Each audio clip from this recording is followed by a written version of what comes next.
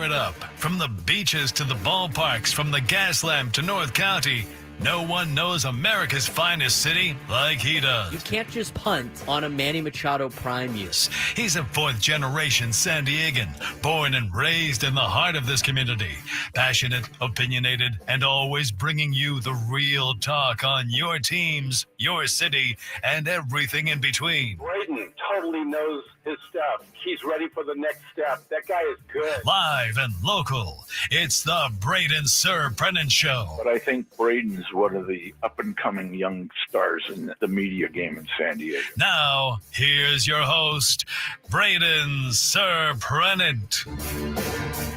What's up, San Diego, and a happy Tuesday to everybody out there in America's finest city. I'm Braden Surprenant. This is the Braden Surprenant Show, live and local each and every day from 10 to 2 on San Diego's number one sports station, 97.3 The Fan. And, man, do we have a jam-packed show for you guys today. I was fired up to show up to work today. I was excited. I got up. And you know what? And this is the nice, little 2 weeks that you get of falling back, which I know everybody hates. I mean, I get in that discussion as much as, the next person. The whole falling back and the daylight savings thing in the spring and yada, yada, yada, yada. But the first couple of weeks of this, I'm waking up earlier. I'm getting more rest because it's black. It's dark outside a lot earlier. And so I was up early working on the rundown, seeing all of Frank's notes, and we got a lot to talk about. We got a lot to talk about on today's show. College basketball last night, we'll briefly discuss. We got college basketball again tonight for two other Division I programs. Congratulations to UCSD getting the victory. Clint Allard, congratulations to him getting his first D1 victory as a head coach. Congrats to Blanche Alverson getting her first victory as a head coach of the USD women's basketball team last night. We're going to talk about that in a second.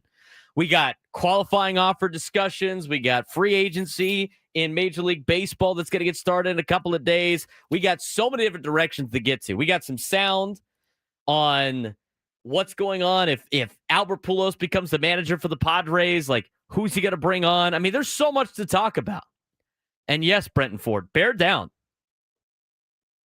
Bear down, Arizona. It's a big win last night over Florida. Yes, Mike Swing. No, you're good. Guys, right. Frank's locked in, too. He's excited. We got so much to talk about. We got NFL overreactions, setting up the Padres offseason. We have a wonderful meme that we just retweeted on our show account. We did? For we do? NFL trade deadline. Oh, man. Fan-made meme. Is that today, the deadline? I didn't even think about that. Oh, wow. Rashid Shaheed has gotten traded today. The Mount Carmel Sun Devil leaving New Orleans. That's good news for, you know what? Good news for Rashid Shaheed. He gets to be closer to the West Coast now, as he's now in Seattle, and he doesn't have to deal with being on the worst team ever. Sauce Gardner got traded today. Sauce got traded.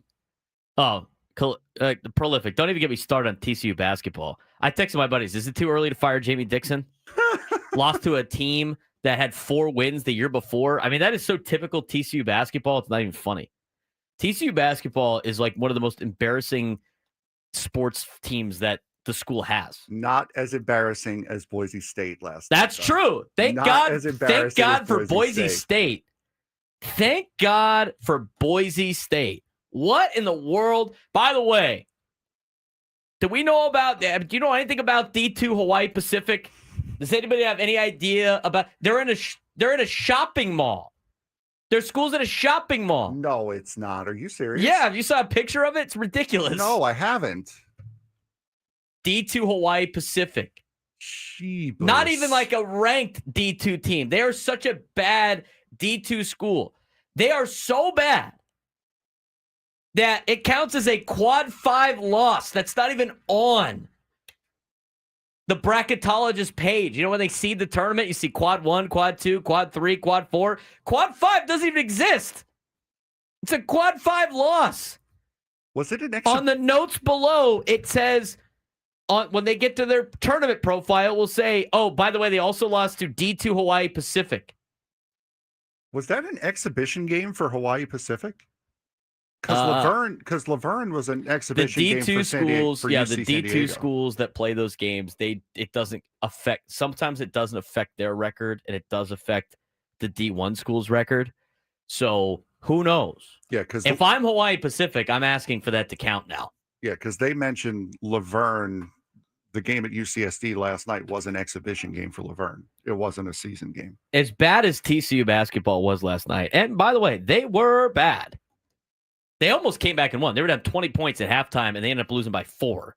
They went on a 28-4 run just to give TCU fans hope. But as embarrassing as that was, nothing was more embarrassing than Boise State, which goes, again, like one of my friends who is a Irvine fan likes to talk smack on the Power Act 12. Hey, nice conference you got there, Power Act 12. Nice conference you got there. What's with the smirk, Frank? You know what I'm talking about. No, we're going to be the greatest basketball conference ever. We got San Diego State and Gonzaga and Boise State. Boise State lost to D2 Hawaii Pacific last night. I'm just happy that Power Act 12 is the becoming Power a Act thing. 12. I love how that's becoming a thing now. The Power Act 12. Nice win last night. D2 Hawaii Pacific. By the way, Boise State popping off. We did before the season started. It was like, oh, Boise State could give San Diego State a run for their money. Give me a break. You got their local reporters, and I like BJ Rains. We've had him on the show multiple times, but like in the summertime, he's talking smack to the Utah State people that are upset that they didn't get picked second, whatever, the Mountain West Conference, blah. And he has like some like smirk comment on there, and all of a sudden, like Utah State people are just living on it. Living on it. D2 Hawaii Pacific. Stunning. This is what's great about college basketball. This is what's great about college basketball. You know what's not great about college basketball? The game I did last night.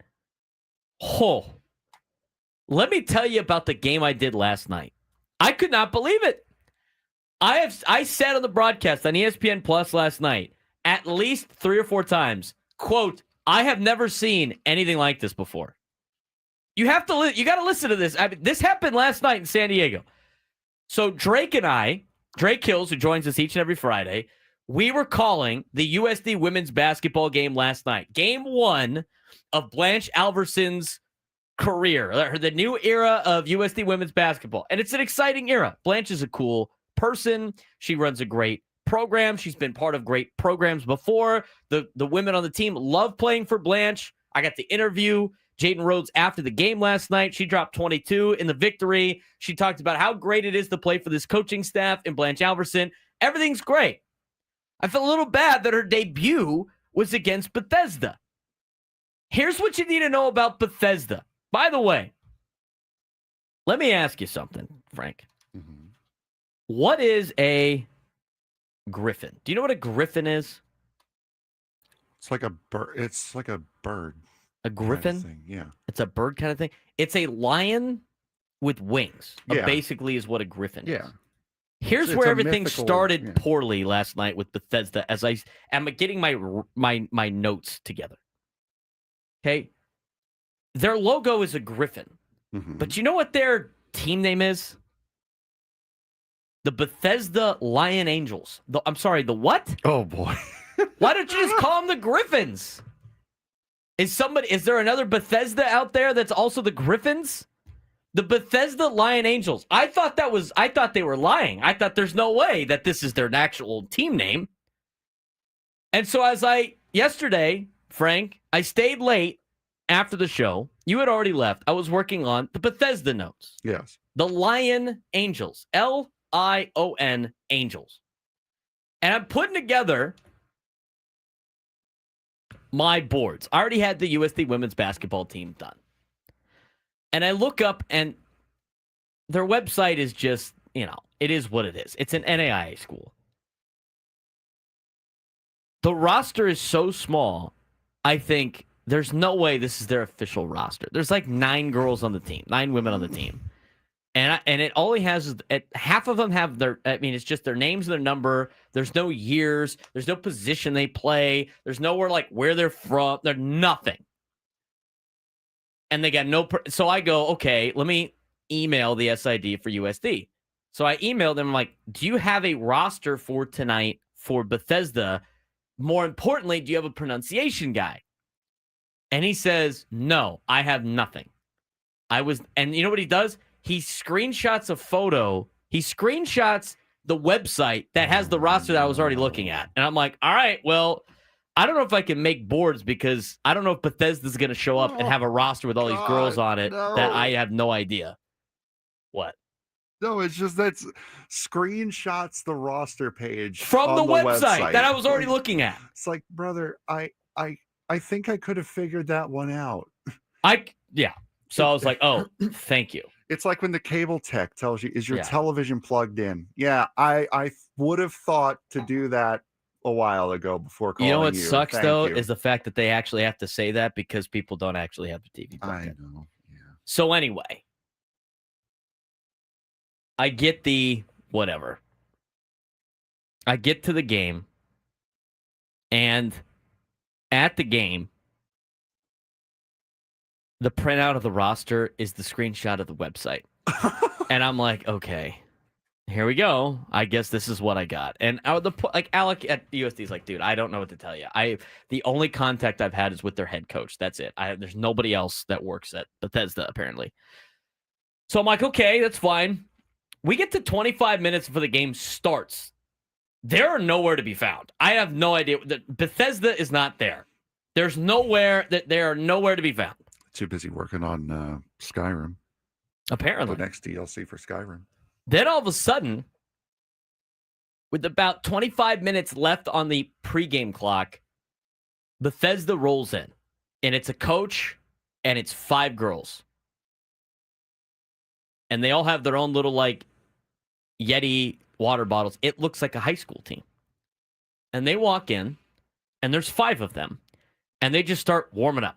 Were all 5 at least on the roster? All 5 were on the roster, okay. Yes. But I'm like, okay, there's 9 on the roster. Here's 5 of them. Maybe the other 4 are getting taped. So out of the 5, 4 of them are warming up, and one of them is sitting underneath the basket. She looks like she has been... she looks awful. She looks like she's incredibly sick. And then you find out that she actually is sick. She's super pale and you can't. She's just, you know what I'm saying? I'm trying to describe. You know what a sick person is. She's Green Wilma sitting underneath the basket. I feel so bad for that girl. I'm like, okay, well, there's 4 warming up, and then there's her, and I'm waiting for the other players to come out. And I asked them, do we have a lineup yet? Down to 12 minutes for pregame. You see those girls over there? That's your lineup. And I was like, I don't see a lineup. And I talked to the guy that's putting in the stats, and he goes, well, they have 9 on the roster, so we're just kind of waiting. And I'm like, have we seen the other 4? He was like, no, not yet. About 8 minutes before the game starts, I'm like, this is it. This is there's nobody else coming. This is it. There's 1 coach, and there's 5 players. And one of them has been sitting the entire time and has no, she's probably in so much pain. It was sad. It was sad I was like, I can't believe this is the case. And so one of our producer, Tim, was just in the YouTube chat. He texts at one point, he goes, where are the lineups? Because he needs to make the graphics. And I responded with, Tim, I could probably tell you what the Bethesda lineup is. It's the 5 on the court right now. That's probably what it is. I want to just reiterate, we're not mocking here. We're just... I'm explaining the situation. This is crazy. This is college basketball. We are not mocking in any way, shape, or form. I feel so bad for Bethesda last night. I couldn't believe it. So then they get the starting line. It's just those 5. They have no trainer. They have no... And NAIA schools don't travel with trainers all the time. Meanwhile, their men's team's playing at Irvine. They got 19 on the roster with an assistant staff and everything like that. The only reason why I know that is because my friend was at the Irvine Bethesda men's basketball game. They had 19 players. The women's team has got 5. So they give it a shot. And it's just, you know how it is. I mean, I look up the box score. It was, I could not believe the graphics we had and everything like that. It's 19-1 at the end of the first quarter. 19-1. Did I send you a picture of the? Yes, you did. Yeah, 19-1 at the end of the first quarter. It was the final score was 92-23. But here's where it got even crazier. So the poor girl that was sick made it through the first quarter. She made it through the first quarter, and then 4 minutes into the second quarter, The head coach calls a timeout, and she goes and lays on the bench. And I'm like, she ain't coming back in. Yeah, I mean, there's just no way she's coming back in. And she doesn't. And so they play with 4. And so then it becomes 5-on-4 for the rest of the game. And the 4 girls, I mean, I'm going to tell you right now, they played their ass off last night for Bethesda. They had 4 players on the court. I could not believe it. And the whole time I'm like, why are they playing right now? Like, what's the, I mean, I understand, like, they're probably getting a check. I don't even know if they're still getting a check or not. When you pay these schools to come play you, if they don't give you a full game, like, do you still have to pay them? Like, I couldn't believe the stuff last night. I felt so bad at halftime because it's part of the ESPN Plus broadcast. You show the halftime stats. The halftime stats were just, they were so unbelievable. I think you sent them to me. I did send them to you. That my buddy was watching also was like, this can't be right. And I'm like, it is. That's 100% accurate. Yeah, here it is. Bethesda points in the paint, 34-0 in favor of San Diego. Offensive turnover, 21 in favor of 21-0 in favor of San Diego. Second chance points, 12-0 in favor of San Diego. Fast break points, 21-0 in favor of San Diego, and bench points, 21-0 in favor of Bethesda. Actually, no, it's that's wrong because there's nobody on the bench. Sorry, my bad. In favor of San Diego.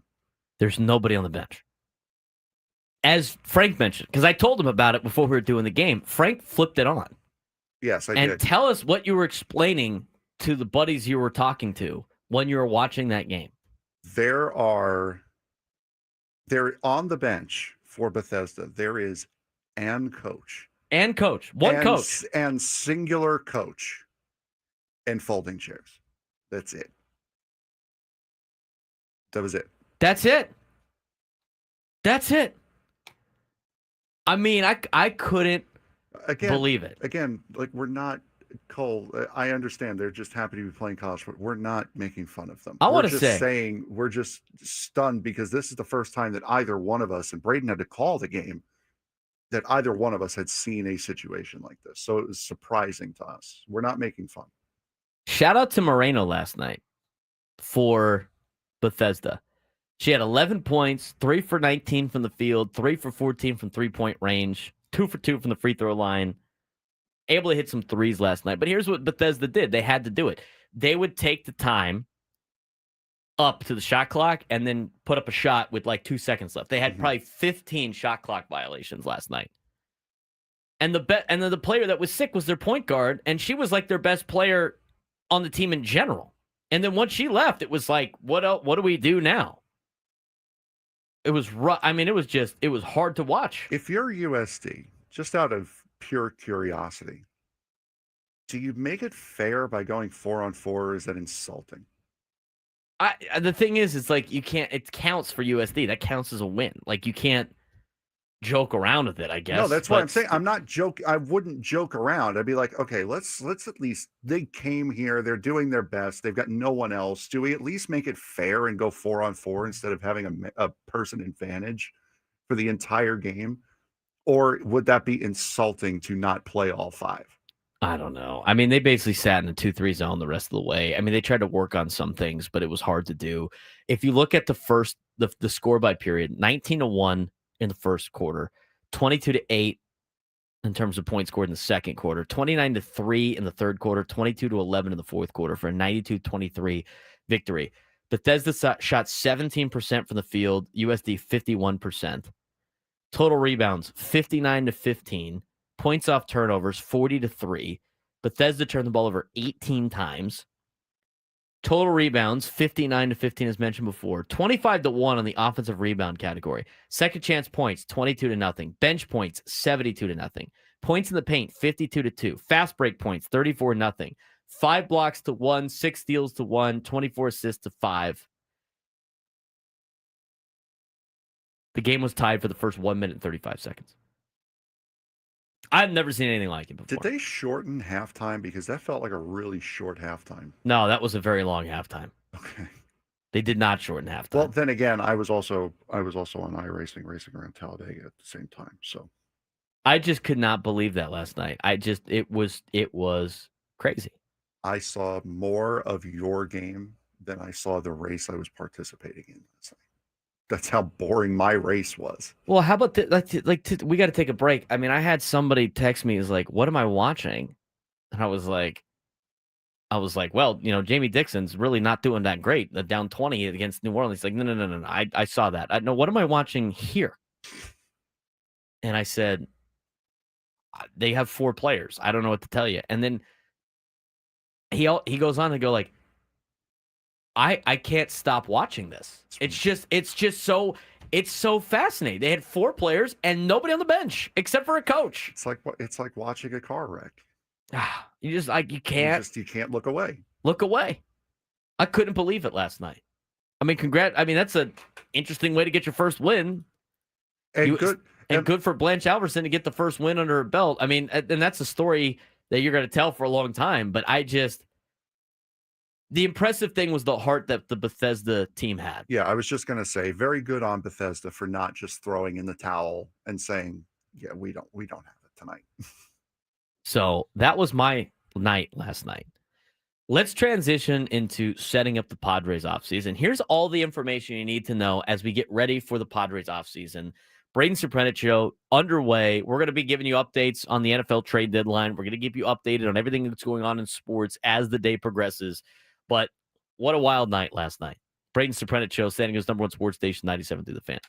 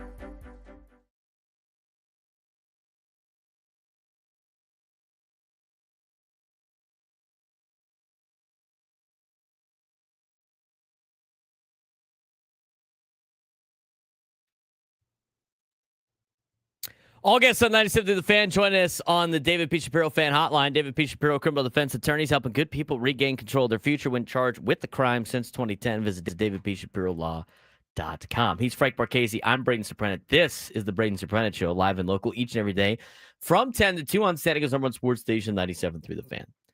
You see what that? You see that post we got on Twitter? I told you I retweeted it. Oh, that's the meme you're talking about. That's hilarious. I love that. This is the chair setup you got that they tagged Woods in? Yes. That could be a lot of different things. So, like, what do you think they're going to announce outside of Petco Park where they put the chairs and the podium on the street? Yeah. So, for those of you who haven't seen the picture, or I'm not sure if Ben and Wood showed it or not, there are like 11, 12 rows of chairs set up on the sidewalk outside of the suite entrance with a podium in front of it. So did you notice the street sign? No. The street sign's covered with black tarp. Oh, they're renaming That's Imperial. That's so Imperial Avenue that goes to that intersection. So they're renaming a street. Yes. So there it is. That's what it has to be. I wonder if that's the. I wonder if they're.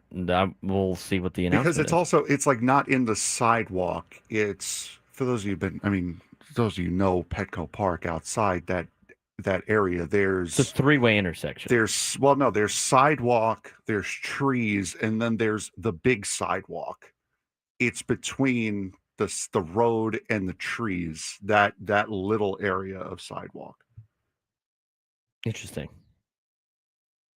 Yeah, somebody posted that.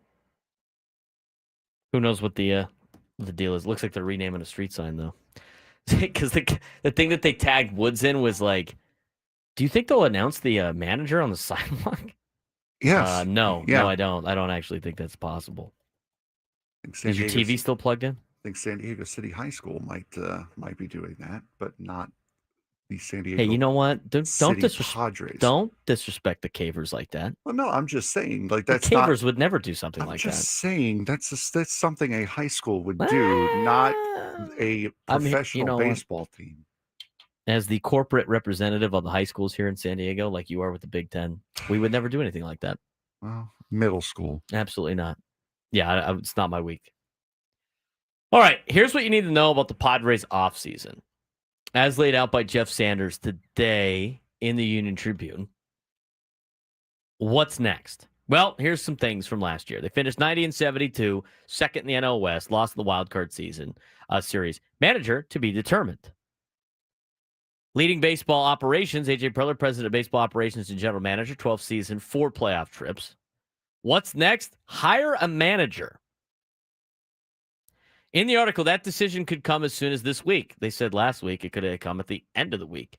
Leaving the next skipper to assemble a coaching staff, future Hall of Famer Albert Pujols, current pitching coach Ruben Niebla, and former Padres catcher Nick Hundley are the known finalists, but A.J. Preller often zags when we expect a zig. Speaking of Preller, Eric Grupner has said this offseason that he expects his baseball ops chief to lead the department beyond 2026, so an extension seems to be coming to make sure Preller is not managing the organization's assets as a lame duck general manager. Very interesting.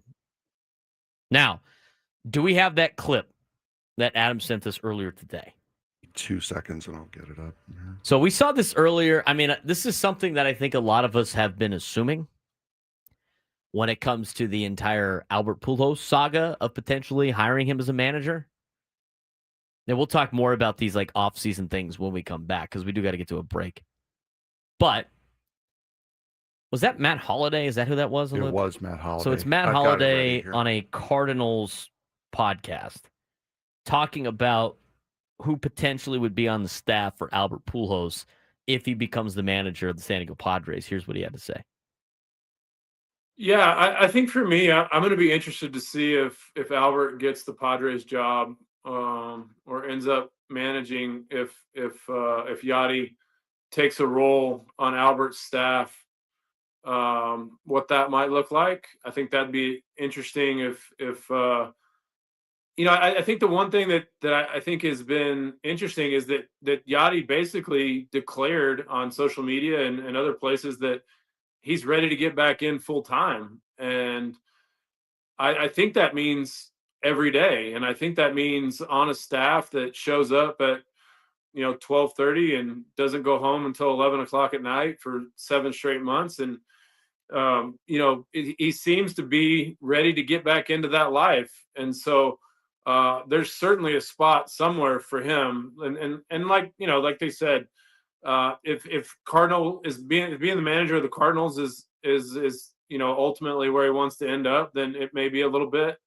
Ollie's obviously one of my best friends, and so I don't know how this is all going to shake out, but I do know if Albert gets a managing job, say the Padres, for instance, Albert would want to take Yachty, and maybe as his bench coach, maybe as his special assistant, assistant manager. You can make up titles now in pretty much any way you want. So I'll be interested. I think that's the one thing to me that's intriguing. I think Albert fits the Padres really well. They have a lot of Latin players. I know he's close with Laureano and Tatis and Machado, and so I think that's a great landing spot for Albert. And then I think bringing on Yachty as a bench coach would be pretty awesome. I mean, if I was a Padre, and that'd be the dream scenario for me. Didn't we talk about this before they even interviewed Albert Pujols? I believe we did. We yes. did. I think that would be the best scenario moving forward. And one of the questions that was asked is, and you kind of have to look at this. I mean, I think the longer we wait about this, the more you start thinking about the little context clues.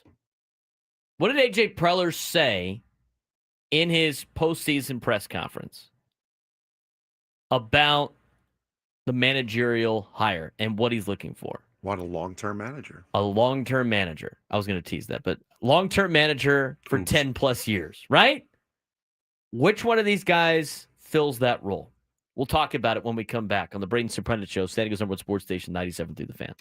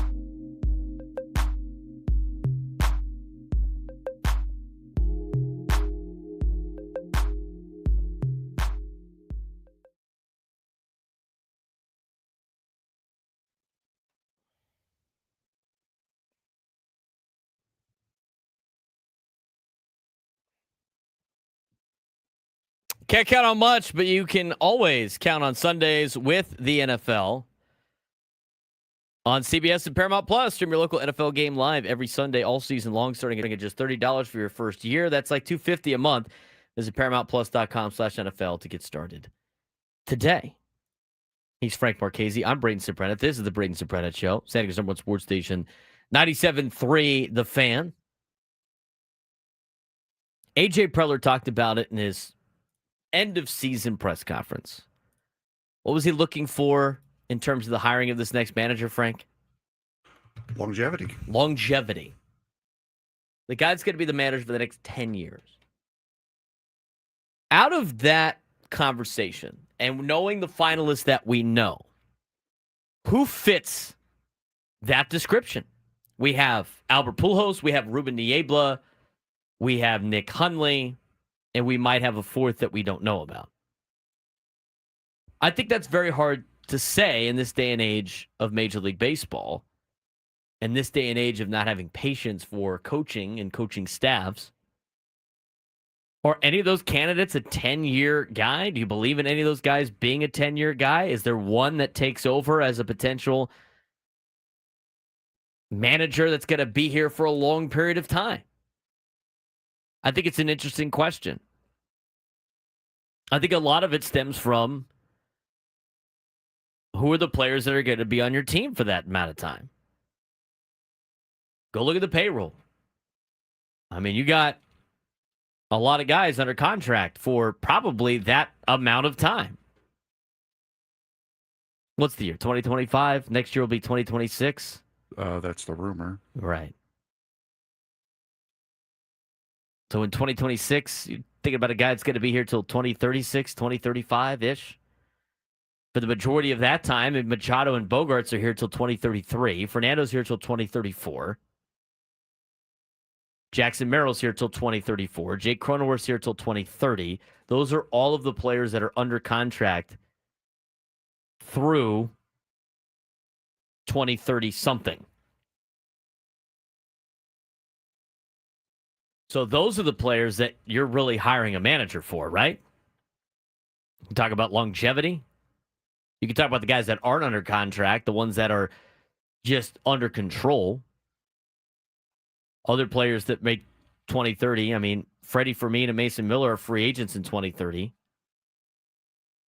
And the lone other guy is David Morgan, who's not a free agent until 2032. These are the players that make it to the end of this decade, which would still only be about 4 or 5 years of the entire 10-year that you're thinking about. So to me, a manager that fits that bill is going to have to be somebody that can manage Xander Bogaerts and manage Manny Machado and manage Fernando Tatis Jr. and manage Jackson Merrill. Those are the names in particular. Anybody else I'm missing on that? I mean, those are the ones that are under contract through 2034. No. Out of the three that have been mentioned, who fits that category? Albert Pujols. Albert Pujols. I agree. Number 5. I think Albert Pujols fits that. Do we think Albert Pujols is going to leave to take the Cardinals job? Maybe. I don't know. Who's to say? Is that his real dream job? I mean, he couldn't negotiate with the organization that he was currently involved with in the Angels, who ended up giving him a 1-year deal. Is Ruben Niebla that guy? I don't necessarily see Ruben Niebla being that guy. Nick Hundley, I think Nick Hundley would have been a good hire instead of Jace Tingler a handful of years ago, but Nick Hundley was still playing. I'd love to see Nick Hundley part of the organization again. For the current team that you have, the answer is Albert Pujols. And then when talking about that even further, we just played the clip from Matt Holliday, who still hasn't touched on plate. He talked about Yadier Molina. And he talked about Yadier Molina wanted to be involved. And if Albert Pujols gets a job wherever he might get a job, then he would bring on Yadier Molina. And Yadi's got a good relationship with Fernando, as mentioned in that little excerpt we had. I mean, we talked about what did we say, Frank, the beginning of this last season when talking about like the catching situation? Who was the player that we said might be worth a signing before they decided to trade for Freddie Fermin? JT Realmuto. JT Realmuto. And why was that a potential good sign? Stopgap, a veteran stopgap that could also help develop Ethan Salas. Yes. That could also develop Ethan Salas. Well, what about Yadier Molina? Not only do you have Yadier Molina developing Ethan Salas, you have Freddie Fermin developing Ethan Salas, who developed under who did he learn Perez. under? Exactly. So then you would have a guy that learned under Salvador Perez for God knows how long, and Yadier Molina. If you can't learn under those two, I'm sorry, you can't learn how to play catcher in Major League Baseball. Even I could learn from those two. And this is what I said before in terms of like ranking my, preferable managerial hires. I had it different. If Pujols comes with Yadier Molina, that's number one to me. I think it has to be number one. After that, in terms of keeping things consistent, I'd go with Ruben Niebla. I think that'd be a safe hire. And I like Nick Hundley. I think Nick Hundley would be a great manager, too. I think you're in a good spot with those three. The fact that it brings Yadi in a little bit of, extra grit and everything like that. I mean, it's hard to argue bringing in one of the best hitters of all time, and Albert Pujols, who had been there and done that, future first ballot Hall of Famer, and then arguably one of the best catchers to ever live, to be on your staff. That doesn't guarantee wins, but the way that this team is assembled, Frank, that to me is what you need for this current team. Yes, 100%. I mean, if you want the superstars have a better chance at listening to other superstars, someone that they can relate to, been there, done that, and in Pujols' case, did it better than any of the guys on the team right now. I think you have the best chance at getting the most out of your superstar players with a guy like Albert Pujols as your manager, someone that they can relate to, someone that they can go to about certain issues that Mike Schilt couldn't answer, Jace Tingler couldn't answer, Andy Green couldn't answer. anyone else out there could not answer. Now, I'm sure, just to throw a name out there, Buck Showalter has coached Manny before. He has coached numerous superstars in this league. There's only so much relation that you can give to a guy like Manny through managing other superstars than you can by actually being a superstar and living it, going home with it every single day. That is something that's something that I think is invaluable that Pujols brings to this team. Who else still needs to hire a manager? Because like Atlanta's Bravos hiring hired- Walt Weiss last night. Yes, we'll get to that a little bit later on. How many more? What, like Colorado? I think Colorado. That's it. Colorado and the Padres. I can't believe it's taken this long. Unless they want to interview Don Mattingly. That would be like the only last ditch, is if they're like waiting, if they were just waiting for Don Mattingly.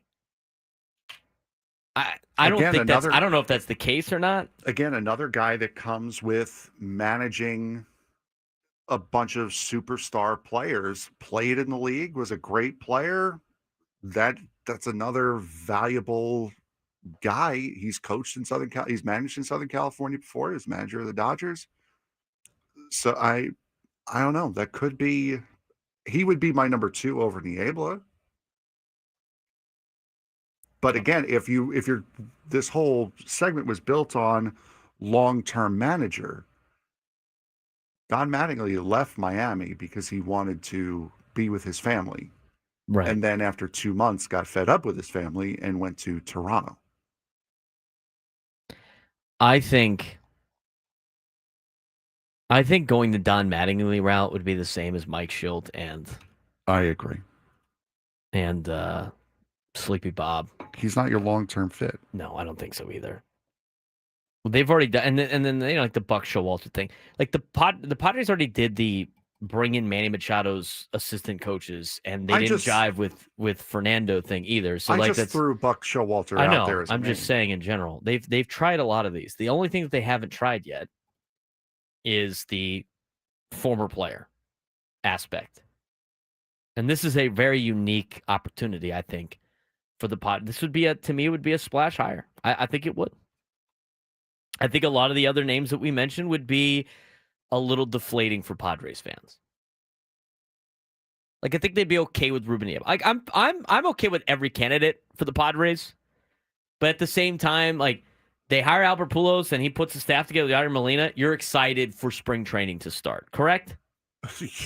You're stoked. For spring training you're to start. like, let's get after it, right? And this is before they even make any signings of any kind. You're excited. They hire Ruben Niebla. You're like, okay, like good for Ruben. It's not great for him. Like he's a great guy. Step down. You know, like we're gonna keep some consistency here.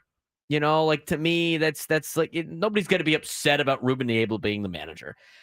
I think the sell to fans, I would be excited for Nick Hundley because he's a good dude and he lives here and stuff like that. But I think a lot of fans would be like, no, it's not.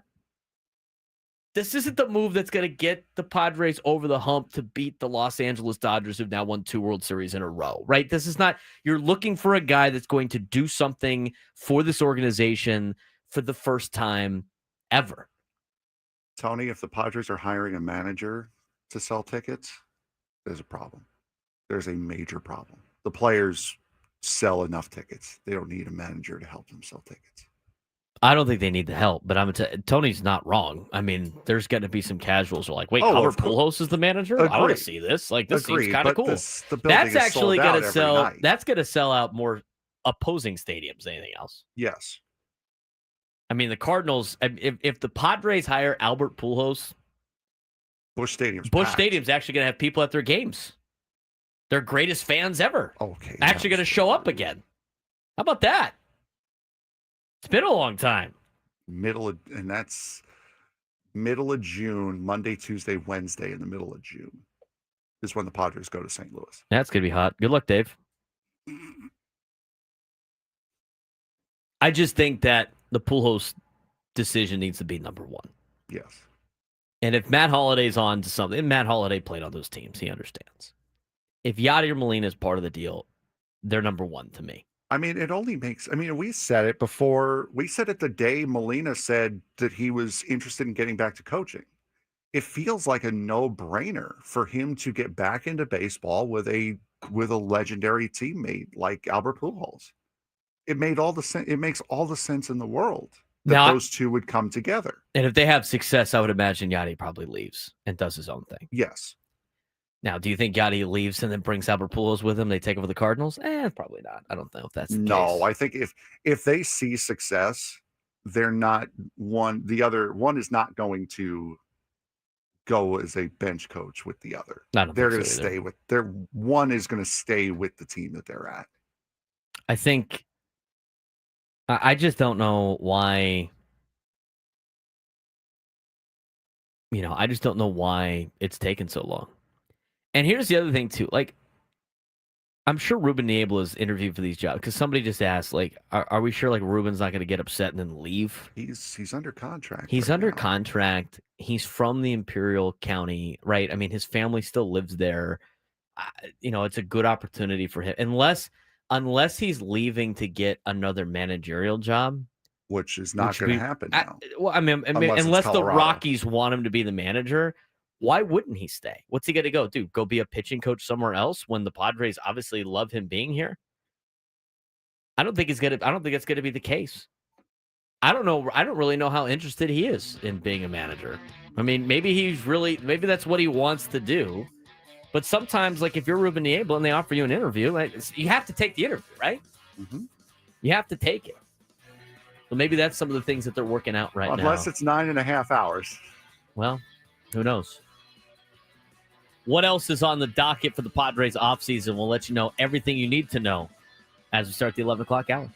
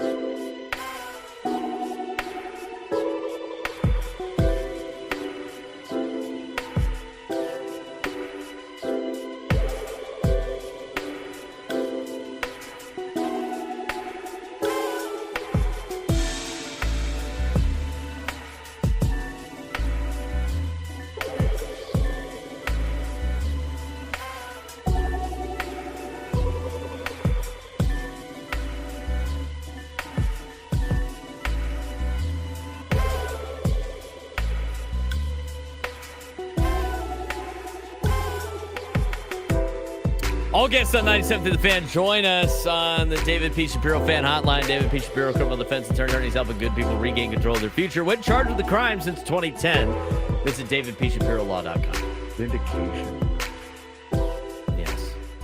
Great. It's not just us with the whistling noise. Oh no, it's not even that it's not just us, it's that it's happening. Like it is undeniable that it is happening now. We ignore it. We try to ignore it too as much. So you guys in the chat pick it up. Cole Brooks picked it up. Yes, Cole picked it up earlier. Like that noise. Morning show. Ghosts. The morning show apparently had it today. Haha! Wasn't just us. And now our wonderful, wonderful IT department has no choice but to believe us. So the trade with the Jets and the Colts, right? Yes. Colts send a couple of draft picks and a receiver for Sauce Gardner. The receiver is A.D. Mitchell. NFL Memes has put out. Do you know what A.D. Mitchell did this year against the Rams? Is he the athletic director? No. Oh. His name's A.D. It goes, it was at this exact moment that A.D. Mitchell was destined to become a New York Jet. He fumbled going into the end zone, out of the back of the end zone, by himself. I just saw it. Destined to be a Jet. I just saw an even better one. Oh, no. Carly Ursay at the trade deadline. Oh, wow. Basically, it's basically an AJ Preller meme. It's on the phone. No, bleep them prospects. bleep them picks. Yeah, well, as Jimmy Johnson used to say, it's not about the draft picks. It's what you do with the draft picks. Yes. Which is true. Titans are sending edge rusher Draymond Jones of the Ravens for a conditional 5th-round pick. If I play for the Titans, I am asking to get traded. If I play for the Saints, I'm asking to get traded. And some local news for you, Rashid Shaheed is now a member of the Seattle Seahawks. He has been traded from the Saints. Oh, there you go. Correct. I guess Breece Hall has tweeted something. If I am on the Jets or the Saints, I am asking, or the Titans, please trade me. Yeah, somebody has to want me. Please trade me. Sauce Gardner went to bed at 1-7, woke up at 7-2. That's great. He just jumped to first place. Browns are sending defensive end Joe Tryon Shoyinka and a 7th-round pick to the Bears in exchange for a 6th-round pick. There you go. I couldn't tell. Your guess is good as mine. When they start sending linemen where you don't see their names all the time, you're like, I don't know. We have the Homer Simpson making cornflakes meme here. Oh, that's nice. The one where he pours the milk in and it bursts into flames. Jerry Jones adding a Bengals defender to the worst defense in the NFL. Nice. The Denver Broncos. Oh, the Denver Broncos. It's the funniest. The new drops that Frank has added. I thought of those on Sunday night, too. By the way, I remembered we had talked about it on Friday. And so now you had to go watch Remember the Titans to talk about football. All right. Let's get back to the Padres stuff. We'll keep you updated on any massive trades that might happen in the NFL on the NFL trade deadline day. Okay, so we talked about hiring a manager needs to be number one. We talked about that for like basically the entire 10 o'clock hour. On top of that, Padres need some power. With Ryan O'Hearn among the team's departing free agents, the Padres will be looking for avenues to become a more dangerous team. Most of the spots on the team are set, but first baseman DH to pair with the resurgent Gavin Sheets should be on the shopping list. The team will also be looking to get more out of the current roster as Fernando Manny endured long power outages. Jackson Merrill had an injury-plagued year. Catcher Luis Campusano, who led the PCL with a 1036 OPS, yet did not get a hit during sporadic stints in the major league. That's crazy to me. He didn't get a single hit in the major leagues all year. Small sample size, but the guy hit a 1036 OPS in the PCL. No hits in Major League Baseball. Camposano headlines the minor league assets that have not added value to the majors. Pitching staff. Joe Musgrove should return from Tommy John surgery to boost the rotation. That looks to lose both Dylan Cease and Michael King to free agency, and seem to have 39-year-old Yu Darvish considering his future heading into the offseason. Nick Pivetta figures to be an unquestioned number one starter after he was signed to a creative contract at spring training. The Padres have a track record of hitting on such bets. King, Seth Lugo, for example, so expect them to add lottery tickets alongside Randy Vasquez, J.P. Sears, Matt Waldron. Team has not ruled out transitioning Mason Miller or Adrian Morejon back to the rotation, but that would also open gaping holes in the back end of the bullpen that could see Robert Suarez opt out, which he did, and might not have Jason Adam ready to start the season. Here's the decisions that are looming for the Padres. Robert Suarez, he opted out. Not really a big decision anymore. Okay? Now, you could potentially give him a qualifying offer, but what's the qualifying offer again? $22 million, Frank? Yeah, I believe it's 22,025. 22. He's looking to get $20 million in general. I don't want to spend $22 million on a closer for a qualifying offer. He would take that, by the way. $22 million qualifying offer. Would Robert Suarez take that if you put that on there? Yes, I think he would. 1 year, $22 million? Probably. Ramon Laureano. Padres are expected to exercise the $6.5 million club option on the 31-year-old outfielder. He had an 812 OPS after the trade from Baltimore and was sorely missed when the broken finger happened in the last week of the season, forced him out of the playoffs. Laureano, that's a no-brainer to me, the club option. Wandy Peralta did not opt out of his deal. He's back at $4.45 million. Diaz will receive a $2 million buyout if both parties do not exercise a $7 million mutual option, which is a massive raise to the $1.5 million salary. I'd pay him $2 million to go away instead of paying him $7 million to be on the team. What are your thoughts on that? Anything crazy? No. Kyle Hart's owed $500,000 if the Padres don't want to give him $5 million. Sounds good. Mm-hmm. We'll give him $500,000 to go away. Outgoing free agents, Michael King, Luis Arraez, Dylan Cease, Brown O'Hearn, Jose Iglesias, Nestor Cortez, Martin Maldonado. Again, with Maldonado expected to retire. I would hope so. Oh, no, I think he's already announced it. So. Oh, even better. He could be the catching coach. Yeah, Martin Maldonado and Yadier Molina and Freddie Fermin. Ethan Salas is going to be legit, Frank. Again, if Ethan Salas can't learn from those guys, yeah, he ain't learning. Like he just is not going to learn. Here are the players that are eligible for arbitration: Jason Adam and Adrian Morejon, as laid out in the Jeff Sanders article.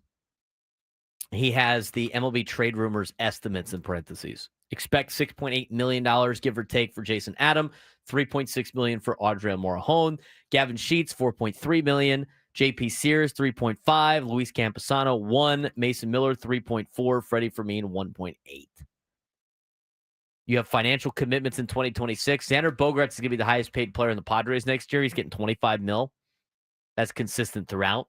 Machado's salary jumps from $13 million to $21 million. Again, it's most of his contracts backloaded. Fernando and Joe Musgrove will each make $20 million.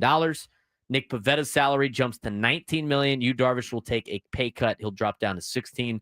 Other notable under guaranteed contracts include Cronenworth getting $12 million. Yuki Matsui getting $5.75 million. That hasn't been a very good signing for the Padres. Maybe he can improve. He was even on the playoff roster. Jackson Merrill's getting $4 million next year. Eric Hosmer's contract finally off the books, but the Padres will likely owe buyouts to King, Diaz, Hart, and we'll see their commitments rise if Suarez and Peralta exercise their player options, which Peralta did, Suarez did not. Laureano's modest $6.5 million team option will also add to the payroll when exercised. 2027, Machado's pay jumps to $40 million, by the way. $40 million. Does that get prorated if they don't play games? I forget because we've gone through this lockout thing before. Like Machado's got $40 million on the line at his age 34 season. Sure. I don't know. 2027, Machado's getting $40 million. Tatis is getting $25 million. Bogaerts is getting 25. Musgrove's getting 20. Darvish is getting 15. Cronenworth's getting 12. Merrill will get 9. Pavetta's going to opt out probably. Otherwise, he'd get $14 million. Matsui's going to get $6.5 million in 2027 if he doesn't opt out. Why would he opt out? Musgrove comes off the books in 2028. Padres only have commitments to 6 players in 2028. $40 million to Machado, $25 to Bogaerts and Tatis, $15 million to Darvish, $12 million to Cronenworth, $11 million to Merrill. Pivetta would stand to add another $18 million to the books if he doesn't opt out after 2026 or 2027. Matsui would add another $7 million if he doesn't opt out after 2026. That Matsui contract stinks. Well, again, like I said, you signed him with the anticipation of him being your closer, so you paid him closer money, and it never worked out. That's the problem, is you anticipated him being your closer, so you paid him closer money. Here's some names to be on the lookout for at the winter meetings. These are the players that are eligible for the Rule 5 draft that the Padres must protect on their 40-man roster, otherwise they could potentially lose. Marcos Castañon, Victor Lizarraga, Francis Pena at the AAA level. In the AA level, Garrett Hawkins, Jagger Haynes, Miguel Mendez, Ryan Ock, Cole Palpum, and Romeo Sanabria. Again, they have to be enough for teams to be like, we want this guy on the team for the entire season. Protect them all. I don't know about half those guys. Protect them all, because who are you going to trade next year if they're gone? I mean, you don't even know if, like, these are just the eligible players. You don't even know if Romeo Sanabria is even good enough that somebody wants to take him. That was a joke. I'm just saying. That was a bleep them prospects joke. Protect them all. That you got to be careful what to say that around, because there's a lot of fans that might actually agree with you.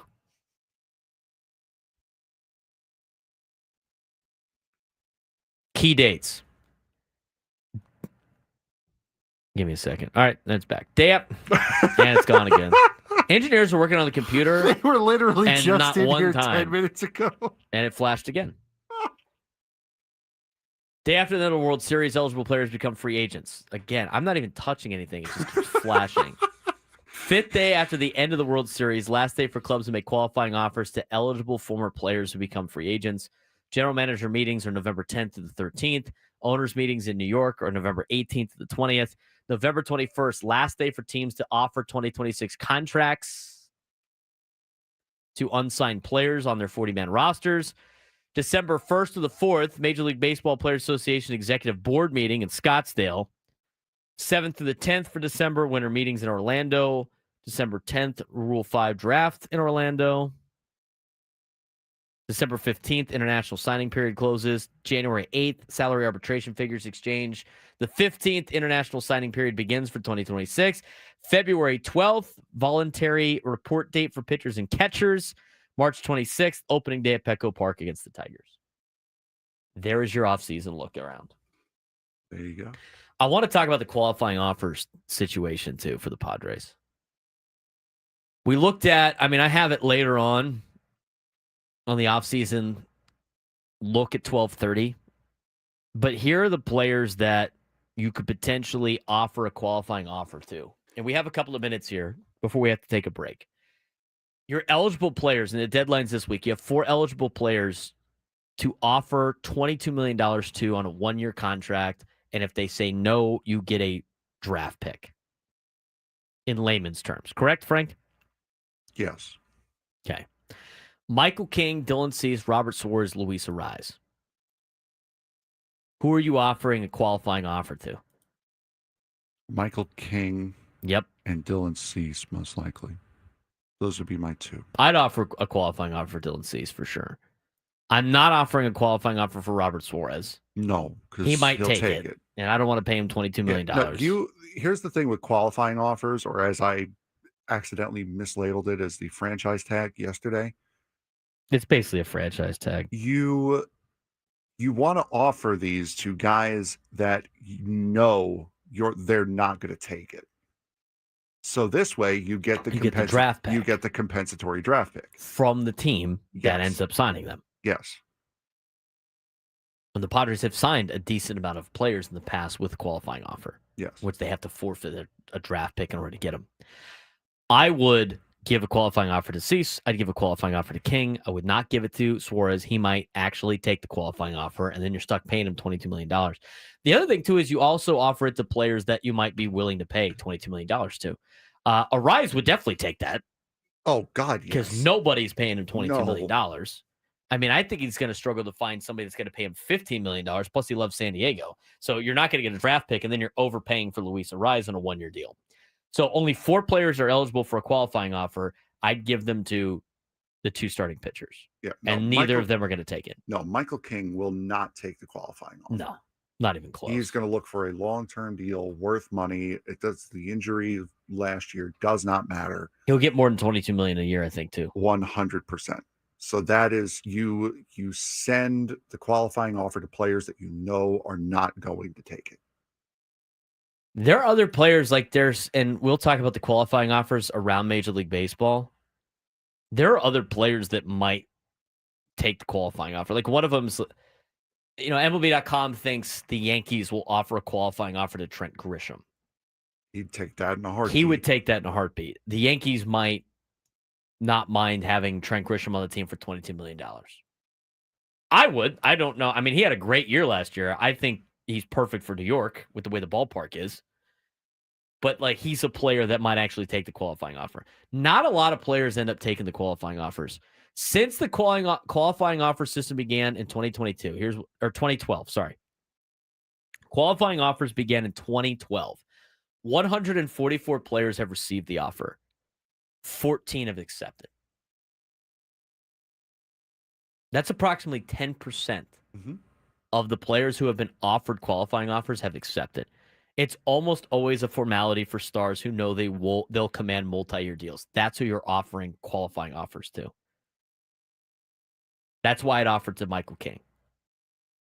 I don't care about his weird injury or not. He ain't accepting it. He's going to be one of the, he's not going to be part of the 10% that has accepted those offers before. So that's kind of the next phase of this potential deal. You got to offer these qualifying offers before free agency begins later on in the week. I still can't believe we have been all quiet on the Western Meadow front when it comes to the Padres, by the way, Frank. I mean, again, we've been talking about the same 4 dudes for the last 5 days. Yeah, and I think it's a sign of the way this organization is going to run things now. Because, I mean, we've heard leaks before when we were talking about possibly hiring Bob Melvin, when we were talking about possibly Mike Shildt. We at least heard more candidates. We knew the candidates that were at least getting interviewed.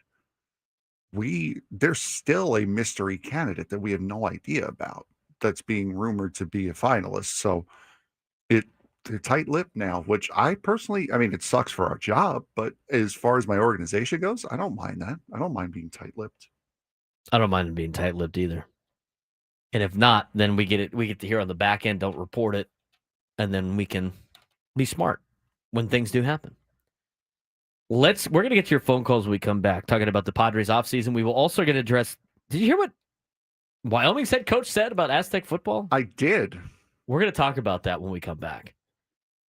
There's a lot of things that he said that make a lot of sense. What's he talking about? After they lost to the Aztecs on Saturday? It has nothing to do with the on-field product. We'll discuss when we come back on the Braden Surprenant Show, San Diego's #1 sports station, 97 through the Fan.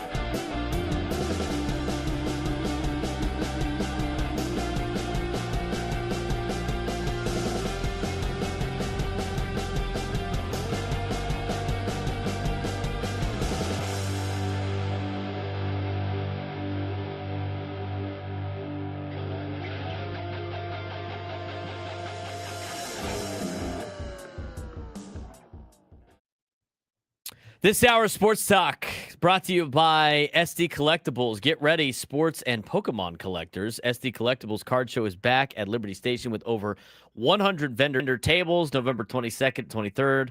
Find sports cards, Pokemon, memorabilia, and more. Visit SDCollectibles.com for info. That's SDCollectibles.com. All right. Let's talk about what Wyoming said about San Diego State. Let's talk football. Let's talk football. I don't know how much of it is football and how much of it is just, well, I don't know, getting people to watch football. Let's talk football. Let's watch football. We got to get people to watch football. Let's talk about watching football. Let's talk about watching football, shall we? Wyoming head coach Jay Sovwell took an unprompted swipe at San Diego State's football attendance, criticizing the sparse turnout for the Aztecs' 24-7 homecoming win over the Cowboys on Saturday at Snapdragon Stadium. During his Monday media session, Sovwell said he was shocked by the lack of fans in San Diego, sarcastically referring to the night's promotion, this is hilarious, as one where, quote, you come dressed as an empty seat. That's a great dad joke right there. That is such a great dad joke. You know how many times I've heard that so many times. Hey, homecoming night was dressed as empty seat night. Ha ha ha. Ha ha. That's a good one. He added that the experience, quote, makes you appreciate being in Wyoming. How many people appreciate being in Wyoming? It's a beautiful country. And after Yellowstone, I think a lot of people want to move there just to enjoy the beautiful country until, well, December hits, and then all of a sudden people don't want to be in Wyoming anymore. Breaking news. Wyoming is not a country. It's a state. It's beautiful countryside. There you go. It's beautiful country. You've never heard that before? It's a state. I didn't say it's a beautiful country. I said it's beautiful country. Go back to English class, Frank. Calling the attendance saddening for such a beautiful stadium and strong team. It is saddening. Despite the sarcasm, Sovwell also praised SDSU head coach Sean Lewis, calling him a great dude and a really good coach. Well, yeah, we know that. How about them Aztecs, Sean? How about them Aztecs? Well, lamenting the atmosphere at a venue he expected to be electric. The official announced attendance for the game was 24,325. That's tickets distributed. But in-house estimates pegged the crowd at 17,109. It's all laid out by Kirk Kenny's article yesterday. Just over half the stadium's 32,500 capacity. It was the second smallest home crowd of the season for San Diego State, ahead of only the season opener against Stony Brook that had 13,516. The Aztecs are averaging 18,000. That's what they said. I was there. There were not 13,000 people there. They said that was the amount of tickets that were scanned that night. 13,000. My rear end. The Aztecs are averaging 18,367 fans per home game, one of the lowest marks since the stadium opened in 2022. Saturday's turnout ranked among the 10 smallest crowds in Snapdragon's 24-game history.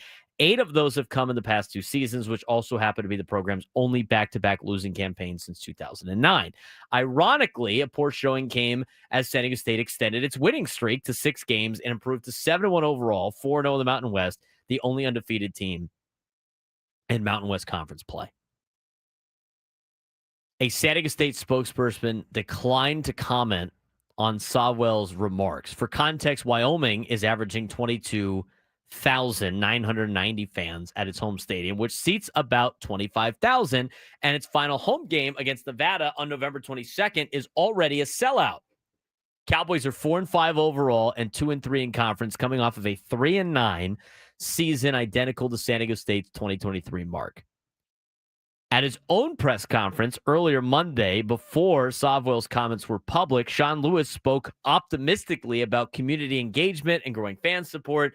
He said the crowd included, quote, a good group of alumni, students, and community members, and noted the presence of 115 high school prospects on the sidelines, with twice as many expected for the upcoming November 15th home game against Boise State.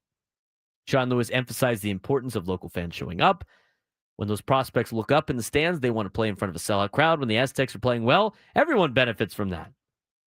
Sean's saying all the right things. He's saying all the right things. Despite the team's success, more than 6,000 tickets remain for the Boise State game. The cheapest seats are $62.55, while most other tickets range from $115 to nearly $300, suggesting price could be a factor in the attendance dip. Yeah, probably. Other notes about the Aztecs, they remain just outside the top 25. They ranked 29th in both the AP and coaches polls.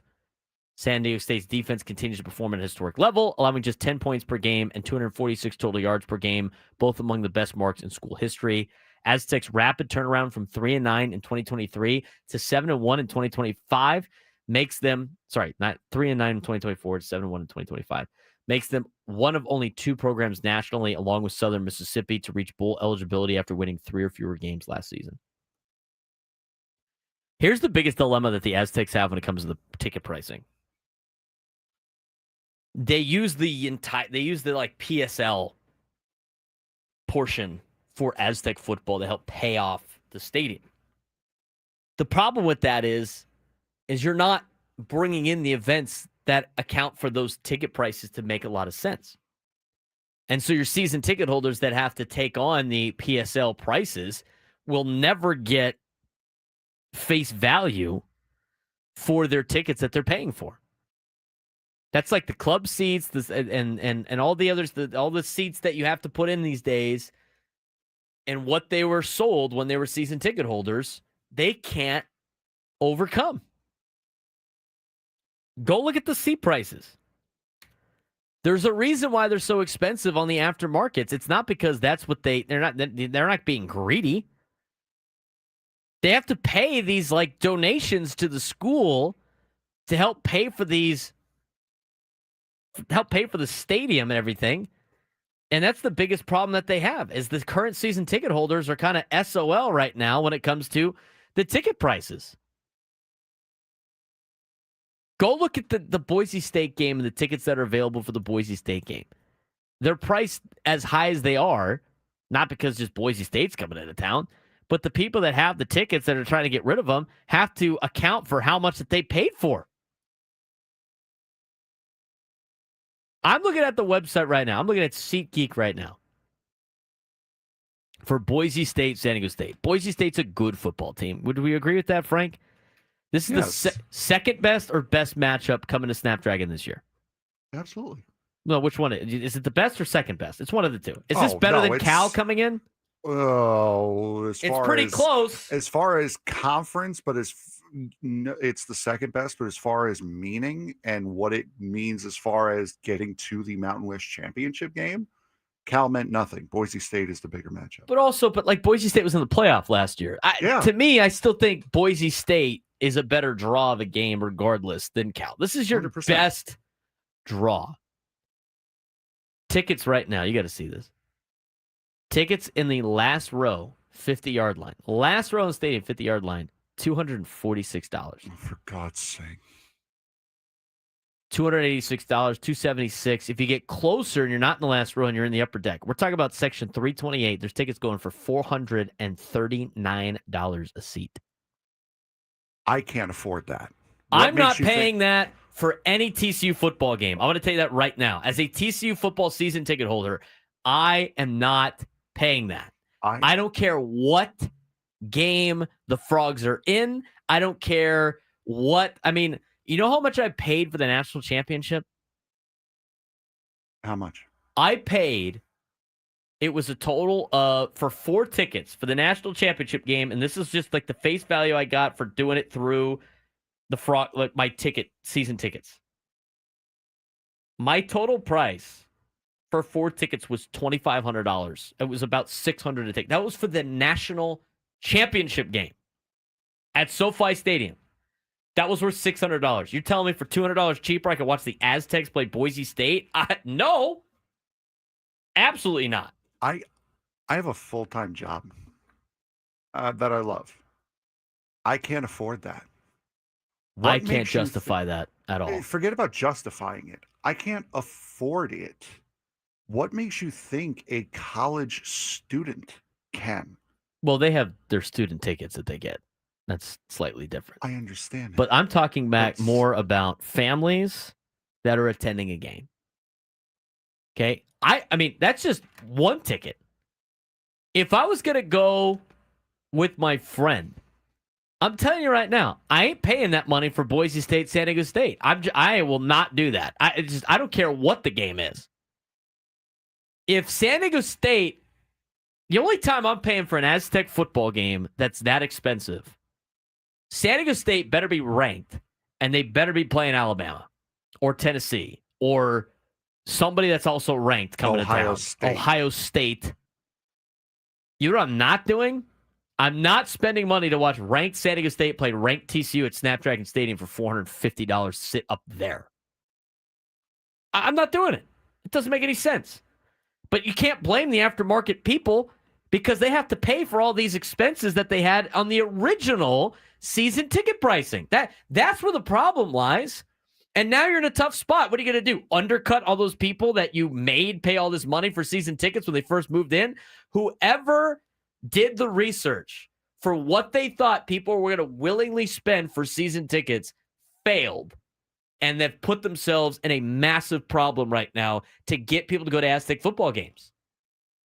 Because let's say you do lower the prices like we've talked about.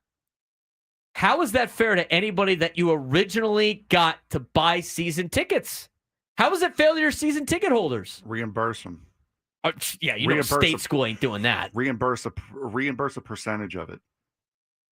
$439. That's to sit on the shade side. Now, if you just want to get in the building, The shade talk? Yeah. The side that's on the San Diego State side, by the way, is shady. Bro, I'm looking at that. Do you know where the $60 seats are, JJ? I'm looking at SeatGeek, which, by the way, is owned by Ticketmaster. They're on the same company. It's all the same seats. Here's what you need to know about the $60 seats. You're sitting in the last row in the stadium in the sun for $60. Still not doing that. Are you sitting for $60? Are you paying $60 to see San Diego State, Boise State? No. Family of four? No, I'm not. No, I'm not. That's $240 to get into the building if you had a family of four to watch the Aztecs play Boise State. And you're not even talking about parking or anything else. Yeah, parking's the same price as the ticket. Correct. By the way, those $67, like you said, $660 whatever. Yeah, we know that's resale. That's where you're getting the problem. All these tickets have already been purchased by the season ticket holders. They have to charge this amount to get people into the building. And they're trying to recoup the money that Ticketmaster there is resale on Ticketmaster. I know. It's the same thing. It's the company's the same. I'm not getting an argument about that. It's the same deal. And as Braden said, you're trying to recoup. You're trying to that's get before as the fees much. too. You're trying to get as much of your money back on the tickets that you're trying to resell. They're not putting it at $60 because they're trying to gouge you. They're putting it at $60 because they're trying to at least minimize the damage after they got gouged. When I list my tickets, it's like, again, and I have my tickets for TCU football cost with everything, like with the donation, everything like that, it's like $90 a seat. That's for Big 12 football. It's still under $100. My seats are like corner of the end zone, second deck. But the second deck's not like a huge deck, and it's on the home side. I mean, that's equivalent to a lot of seats in the Snapdragon Stadium that are like in some club areas. But those tickets, like at Snapdragon, are going for like $200, maybe even more. So I look at it, it's like, it doesn't matter. $60 is still a ripoff to go to an Aztec football game. It just is. It's Mountain West football. No wonder they can't get anybody to go to these games. How much was it for tickets for San Diego State against Boise State? Right now? Yeah. The cheapest seat you can get is $67, and you're sitting next to the Boise State Parents. You can see the last game of the Chargers season up at SoFi against the Houston Texans for 38. Yeah.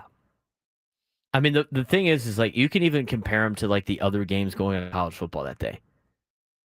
And you're going to be able to find tickets that are way cheaper to go watch SC play football. There's a lot of people that want to weigh in on this too. We're going to get your phone calls when we come back. We're going to talk about more about this pricing problem that San Diego State has. And the problem really is not like the current, it's the beginning part when you open the stadium and the season ticket holder fees. That is where you ran into a problem. We'll talk about it when we come back.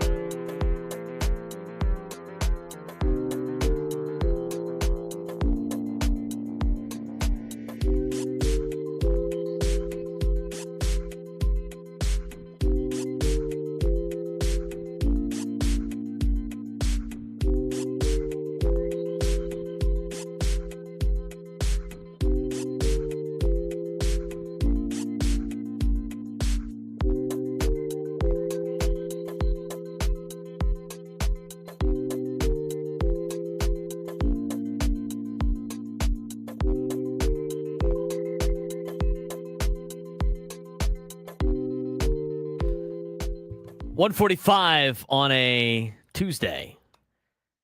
We're talking about Aztec ticket prices for the football team. I'm trying to find ways to get people to go to these games. And it's not because the team is not good. The team is legit. The team is potentially in a position to host a Mountain West. How about that, by the way?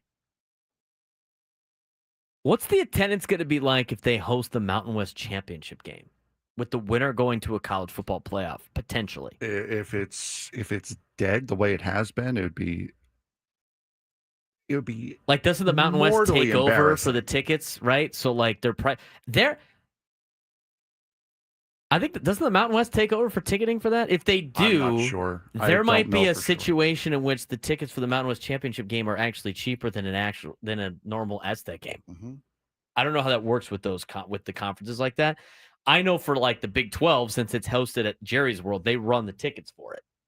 Eric WK in chat, there is a way to get into Snapdragon Stadium at an affordable rate.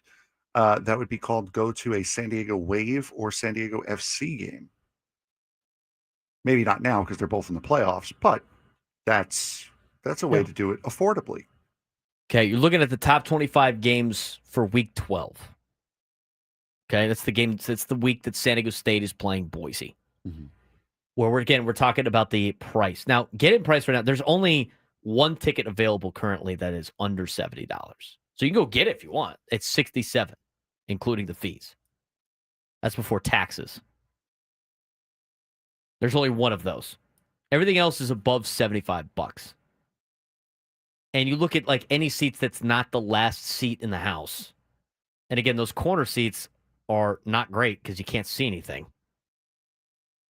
Section 114. That's the only other place that has a $67 ticket. We know those corner sections stink, and you can't really see much because that's kind of Where where the the press press box is. By the way, tickets above the press box are going for, or right under the press box, are going for $311. Yeah, that's an exclusive section though, is it not? Because they're not really seats. Yeah, there. There's like sofas and lounge chairs. there's a lot of seats. Like all the seats that are under the awning of the upper deck on the visitor side are all listed for $1,000 plus. 1,160, 1,574, 1,800, 1,800, 1,574, 1,100, 1,100. I mean, could you imagine spending $1,800 to watch San Diego State football play? God, Could you imagine spending that money to watch any college football team play? in my lifetime, probably Yeah, maybe. not in one shot. These are the games that are that same weekend. Yeah, we didn't even talk about parking. Easy money. $55 to park on gravel. It's true. You don't even want to know how much it costs to park in the grass over there. You got New Mexico State, Tennessee is not that great of a game. Those tickets are like $70. Okay, fair enough. You can watch Arizona play at Cincinnati for $28. Cincinnati's ranked. That's cool. Notre Dame's at Pitt that day. Their get-in price is $100. So for $30 less, I can watch the Aztecs play Boise State. This one's the best one, though. The 11th ranked currently, Oklahoma Sooners, Boomer Sooner, are at the 4th ranked Alabama Crimson Tide. That game's at 12:30 on ABC. 11 versus 4 in Tuscaloosa. What's the get-in price, you think? If you had to guess. SEC game, both ranked in the top 15. 120. That would be deserving. That would be a deserved 120. I mean, that would be cheap on the cheaper side. Let me tell you yeah, this. that's to sit in the up. That's cheapest seat. The cheapest seat for house. Texas and Georgia that week is $331. Okay. So how much does I it would say cost like to get into Oklahoma, Alabama? $250 then. How much would you pay knowing that you had to pay a little bit more? I wouldn't. Just go along with the exercise. How much are you willing to pay for I a would ranked like, game? I would 11 say and 4? $250 to $300. I'd probably pay like if that was one of my teams, that was the biggest game of the year. Probably like $200. Skylar, how much? That's a good question for Skylar. How much are you willing to pay? I bet you her season tickets are cheaper than Aztec tickets. I would believe it 1,000,000%. Get in price at Bryant Denny Stadium. Granted, it's a bigger stadium. Oklahoma, Alabama, same weekend, $52 Oh, for God's to get in. It is cheaper to go to Alabama, Oklahoma than it is to go to San Diego State, Boise State. However, to be fair, you have the immense expense of spending time in Tuscaloosa, Alabama. I should be getting paid to go to that game. That is where your life takes a hit. Iowa USC is at the Coliseum that weekend. Okay. 12:30. You could drive up to watch Big Ten football. Mm-hmm. Iowa's 4-1 in the Big Ten. USC's 4-1 in the Big Ten. USC is ranked. Both teams are 6-2 on the year. Both teams going for a Big Ten championship game. Correct. That's in Southern California. Get-in price at the Coliseum is, take a guess. $74. Oh, wow. $74 to watch Iowa play USC. That was close. But to watch the Aztecs play Boise State, it's like anywhere between like $162, $89, $92. People are listing tickets for like $1,000. It's insane. Purdue sucks though, Justin. So, I'd have to get paid to watch Purdue play Ohio State. I only know one person that is willing to watch that game, and that is my friend who is a Purdue graduate. Purdue. The ticket prices are the biggest problem. It ain't the stadium. Stadium's nice. The people that are bitter about the whole soccer city thing just need to get over themselves. It ain't happening, okay? Just get over yourself. You got a soccer team now. They were going to build a smaller stadium. You have a soccer team now. There's nothing to bitch about anymore. You've got a stadium. You have an MLS team. They're number 1 in the Western Conference. Stop bitching about it. It's not the stadium. It ain't the shade. It's the fact that ticket prices are insane. And because they charge too much for the season ticket holders from the get-go. We only have a little bit of time. Kevin in Chula Vista wants to weigh in. Kevin, what's going on? Well, thanks again, Braden, for shining light on a topic that it doesn't have one single answer, and it does not have one single cause. This has been going on here for decades, literally. And clearly the powers that be at San Diego State overshot the runway with what they thought they had. And don't forget that stadium, they think it would produce enough revenue to also finance a lot of the surrounding development that's planned to go in there. So you've got that pressure as well that I think contributes to their intransigence on lowering prices. It's not just about winning and losing. It's a lot of things. And I wish we had time to go through the litany of nonsense that has gone on out at that university as it relates to their football program over the last 3 decades. So there's no good answers here. And I don't think lowering the prices is going to do all that much when you have a football team that's largely anonymous to the community and is in a situation now based upon the nil era where you've got players coming and going like professional football players, which I still don't understand why we're using taxpayer money to fund that. That's a side issue. But you don't have that Marshall Faulk, Darnay Scott, Will Blackwell 4-year player that you can develop a affinity with and a recognition with. So largely, this football team is anonymous to the community. That's a good point. I think they're doing a good job of selling the local products. But again, you got to be able to keep some of these local kids. So far, they've done a good job doing that. But that's a college football program problem in general. It's a tough situation San Diego State's in, being in a major city. Noon hour when we come back. Braden Surprenant Show.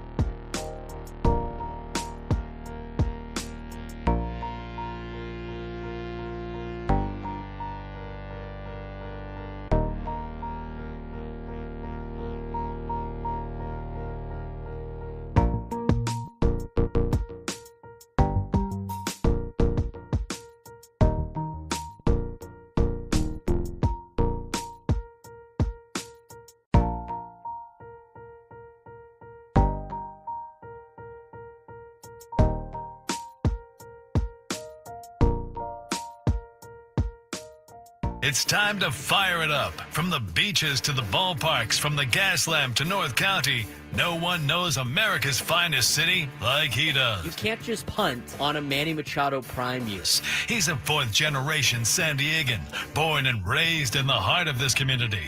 Passionate, opinionated, and always bringing you the real talk on your teams, your city, and everything in between. Braden totally knows his stuff. He's ready for the next step. That guy is good. Live and local, it's the Braden Surprenant Show. But I think Braden's one of the up-and-coming young stars in the media game in San Diego. Now, here's your host, Braden Surprenant.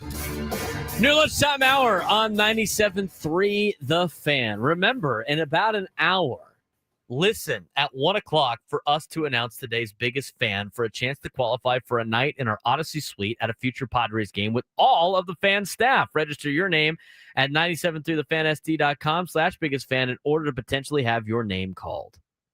In an hour at 1 o'clock, we will be doing that. We don't have any tickets to give away, correct? Negative. All right, No good. tickets. No tickets to give away. We do have Aztec basketball tonight. We have USD basketball tonight. I'm doing the game. UCSD basketball was last night. We'll talk about that later on. We want to get to some other things around Major League Baseball. We'll try to get to this hour. We'll get to some Week 9 overreactions as well. But since we were a little bit late on the Aztec talk with trying to get people into the stands, it's time to get to today's sports thread. One that's always blowing up with the biggest sports takes, debates, and breaking news. You got barbecue back there, and you didn't invite me. Yeah, we've got that too. Welcome to the Sports Thread, where we break down the top 5 stories in sports, just like you would with your crew. Oh no! Disaster! What a bad idea! No filters, no silence, just real talk. Brought to you by QC Kinetics. Stop sitting on the sidelines. QC Kinetics gets you back in the game without surgery. To learn how, visit QCkinetics.com. All right, Frank, what do we got going on in the sports world today? A lot of NFL trades, I guess. Yeah, we do have a lot of NFL trades. I don't have them up in here, but I will. I'll try to work on getting some together. Number 1. We'll start off with the Atlanta Bravos, who have hired Walt Weiss as their manager yesterday, turning to their longtime bench coach in the hopes of a turnaround after they missed the playoffs for the first time in 7 years. Weiss, age 61, managed the Colorado Rockies from 2013 to 2016, going an impressive 283 and 365, and never finishing higher than third place. He inherits a talented Braves team that finished 76 and 86 that was ravaged by injuries. Did the Braves punt on this managerial hire here by bringing in Weiss? Yeah, it's a safe hire, I guess. I mean, it's the we're just going to keep him around. Walt Weiss, former Atlanta Brave on those 90s teams. I mean, it's not a sexy hire. It's kind of a safe hire. I don't, are Braves fans upset about it? Probably not. It's not a big, it's not a splash. Adam? It is what it is. I think it's a safe hire for them. It's just, is he going to put him over the top? Probably not. It feels just like. What was his record with the Rockies? Okay. I guess he's in a better org now. 365. He was their bench coach, right? Yeah, he was the Braves bench coach. To me, it's like it's the same feelings you would have if Ruben Abel got hired, right? It's safe. It's keep it consistent. I honestly, keep them apart. I don't even think so. I think this season for Atlanta was disappointing because they had so many injuries. But this just feels like such a confusing hire to me. Like, this is not a Braves manager to me. Just doesn't feel that way. We have a tweet from Yu Darvish that he just put out. Okay. Last Wednesday, I underwent elbow surgery performed by Dr. Meister. I will not be able to pitch in games during the 2026 season. I will work hard on my rehabilitation to be able to throw a ball comfortably again. Last Wednesday, I had surgery done to repair my flexor tendon.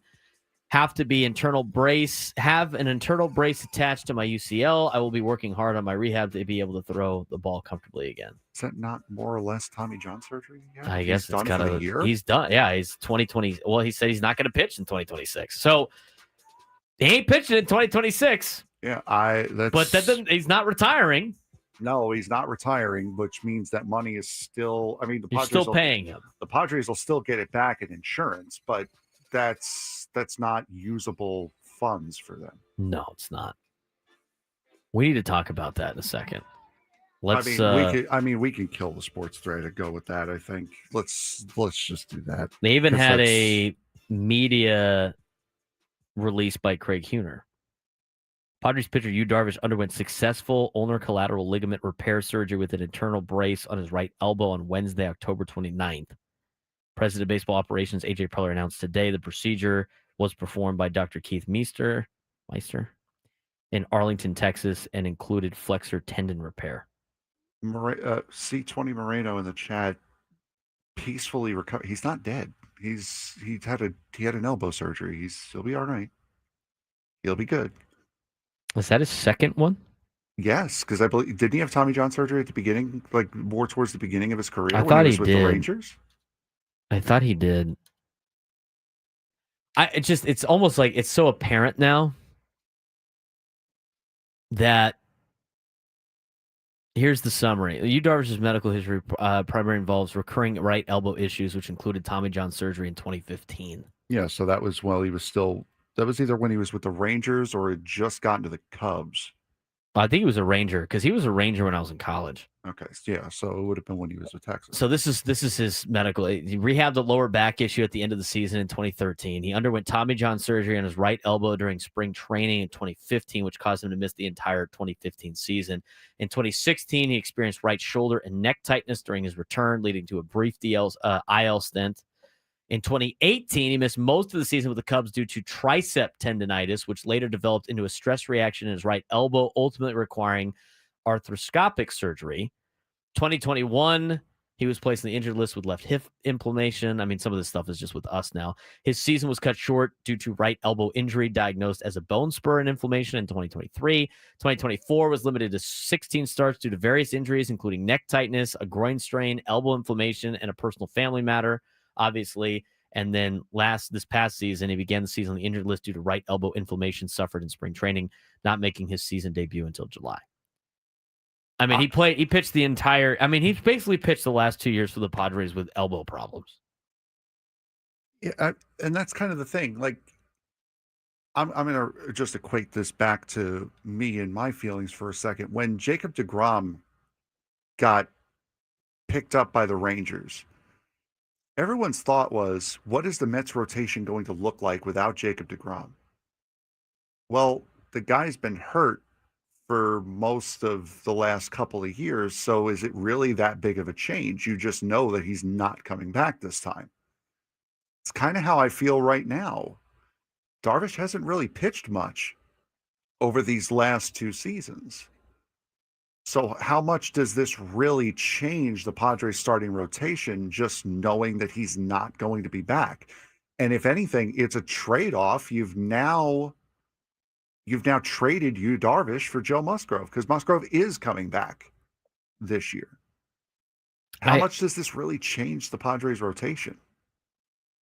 Well, the thing I think a lot of people were hoping was he was going to retire. You don't have to pay him anymore. Right. But like, that doesn't sound like he's going to retire. I mean, if he was going to retire, he would have, maybe, I don't know. So you're paying him now. Like he's not going to not get paid to recover and go through the entire process of everything with this medical update. It's interesting to me that was the. I mean, he was talking about the decision. So to me, the only way you get this surgery, and do it quickly, is not so he can go throw in the backyard with his kids. This is so he could pitch. Yeah, to pitch at a major league level. And so he made the decision he's coming back because he went and got the surgery last Wednesday. And so now he's going to be under contract for the next 3 years. So here's the deal. You go look at the Fangraphs page for roster research and the payroll and everything like that. and they list the age of what the player's age is going to be come June of 2026. It's like the middle of the season, how old this player is going to be. Mhm. June of 2026, the guy's going to be 39 years old. So, and here's the deal. Like Joe He'll be Musgrove, 41 when he returns. he will be probably 40 when he returns. He'll return in 2027. Because like Joe Musgrove got his surgery in October of last year, correct? Yes. He got in October, like 2 weeks before. I mean, you got in October too, the 28th. So Joe Musgrove got his surgery a couple of weeks before you did. Relatively the same kind of deal. Wait. You or me? Because I had a surgery in October last year. Okay, here we go. Joe got a surgery a couple of weeks in October prior to Darvish getting in surgery in October.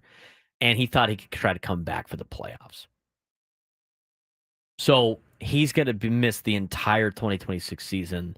And then it'll be the whole, like, maybe he can come back for the end of the October thing, which is not going to be the case, which means he'll be ready by 2027.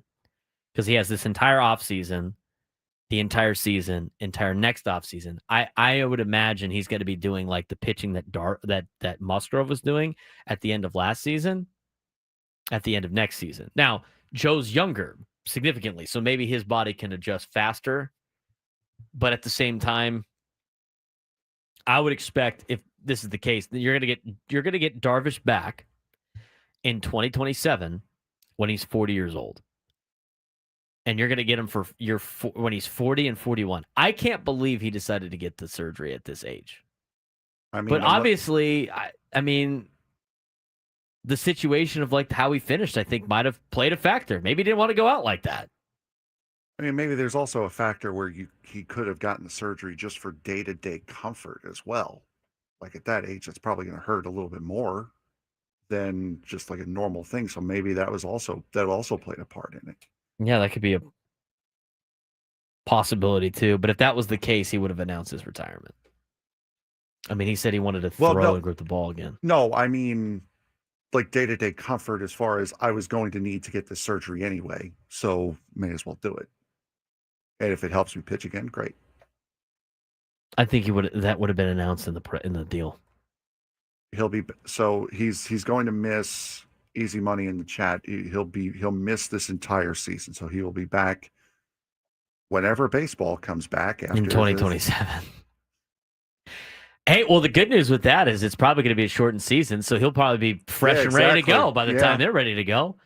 Your 2027 rotation is going to have a fresh Joe Musgrove and a fresh Yu Darvish, and that's about it at this point in time. I can't, just at his age, it just doesn't make a lot of sense for him to get that surgery. I mean, he's under contract until he's 42. Mm-hmm. So is he going to be able to come back and pitch at age 40, coming off of a Tommy John surgery? I mean, they didn't say it was Tommy John surgery, but they fixed his UCL. That was news I didn't think we were going to get today. No, we got the Padre news you wanted. Just not the news that we were anticipating or hoping for. Right. Hopefully the salary's insured. I would have to assume there's some sort of insurance policy on it. But again, it doesn't really matter because it's not usable salary. You can't. No, and they still have to pay the whatever. Yeah. It still counts towards the luxury tax. That's all that really matters. It still pays towards the cap. It still pays for it's not usable salary. It doesn't open up $20 million. Or however much he's getting paid. How many starts has he had in the last 2 years? That's why I said a handful. That's why I said it's like, does it really? I mean, of course, it's big news. It's obviously big, major news that Yu Darvish is not going to be available. But as far as how the Padres build their starting rotation, does it really make a difference?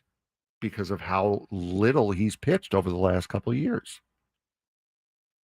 It does make a difference in terms of money. That's why this is significant. It's not significant in terms of him pitching next year. He's made 31 starts over the last 2 years. Yeah, about 15 a year. 16 and 24, 15 this year. To put that into context, he made 30 starts each of his first 2 years here. Yeah, he's not retiring early. He's just No. going to keep. I mean, you don't make that decision to get surgery for one season when it might be like missed most of the year with the lockout that's ensuing, right? I mean, I think all of these had to be part of the equation. I can't imagine he would make that decision for 1 year of pitching, which is going to be a half season of pitching.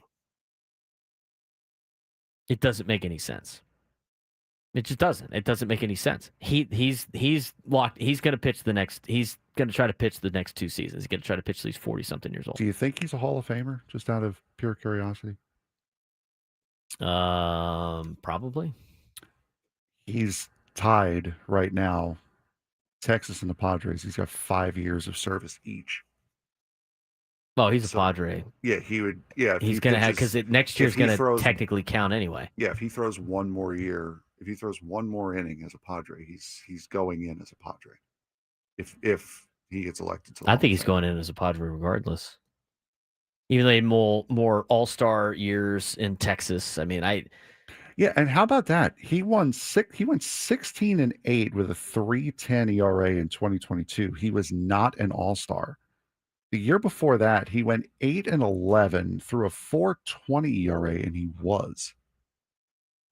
That was his first year here.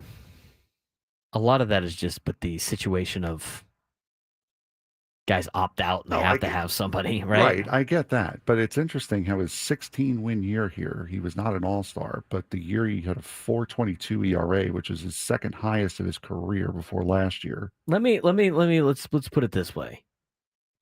Because people are worried about his contract. It goes down again in 2027.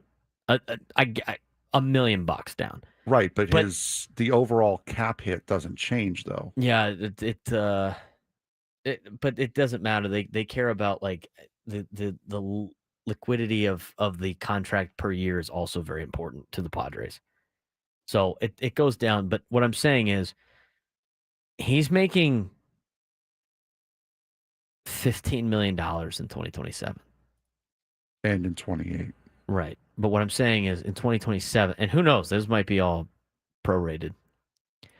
But because we don't know how the salaries are going to go with these lockouts. And even that's going down because he was going to get a $5 million dump this year. He was going from 21 to 16 this year.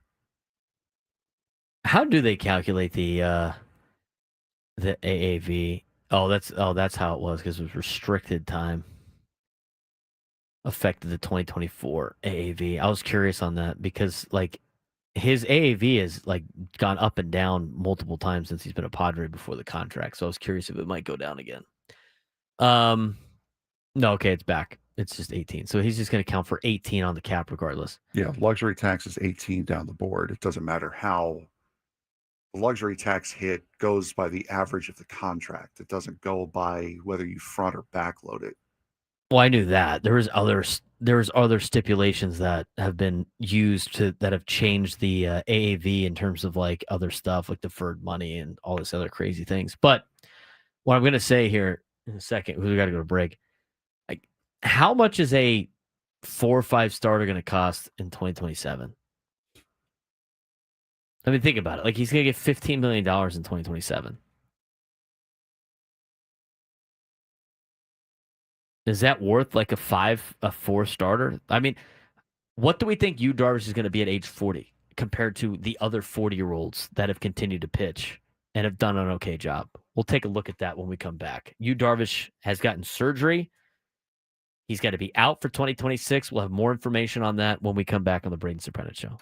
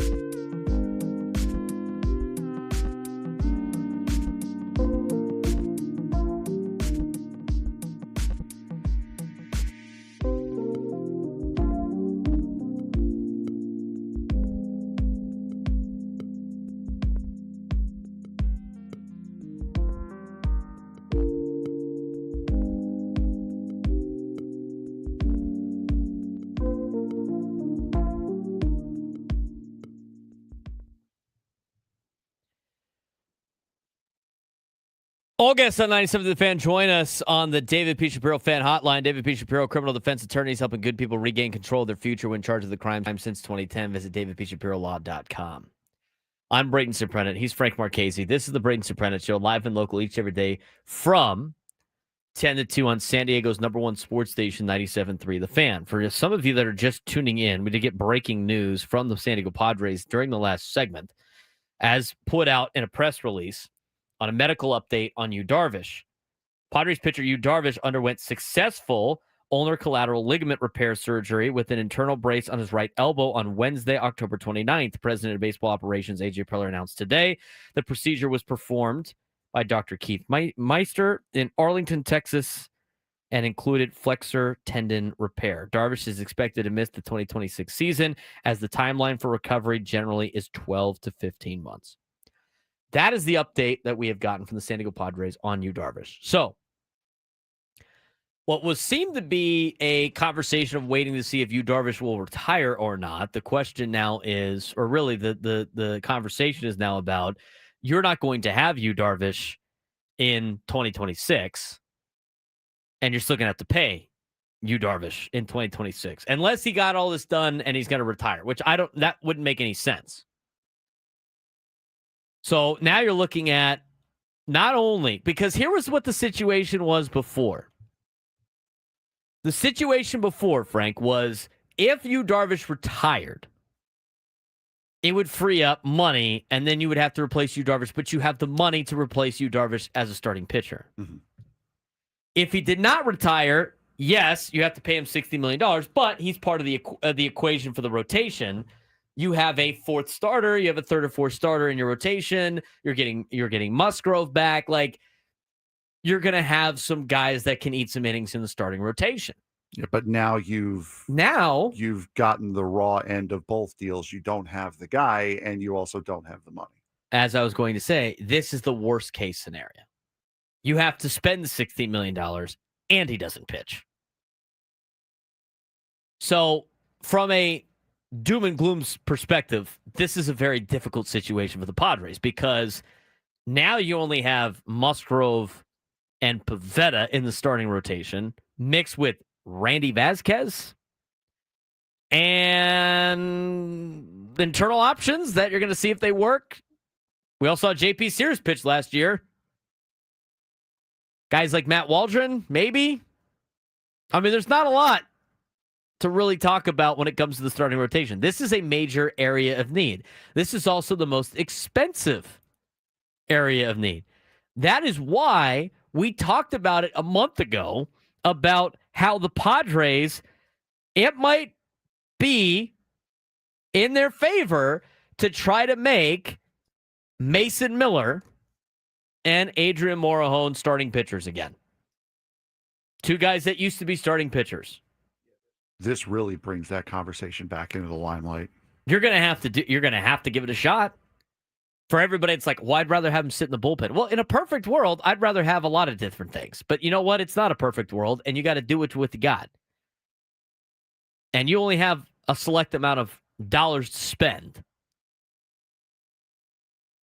So it's not, and like I said before about this, it's worth giving it a chance, because here's the thing. You can replace those bullpen arms cheaper. It's cheaper to replace bullpen arms than it is to replace starters. I think it's worth giving it a shot.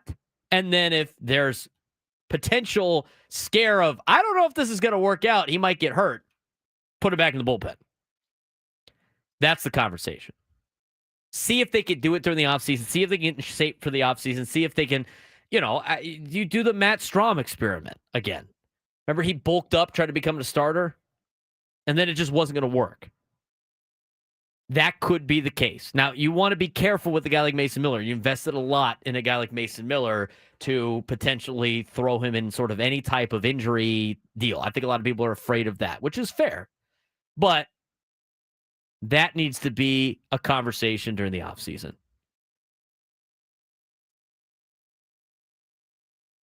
But that conversation kind of needs to happen relatively soon, because you got to figure out what you're doing in the offseason in terms of how are you filling out the starting pitching.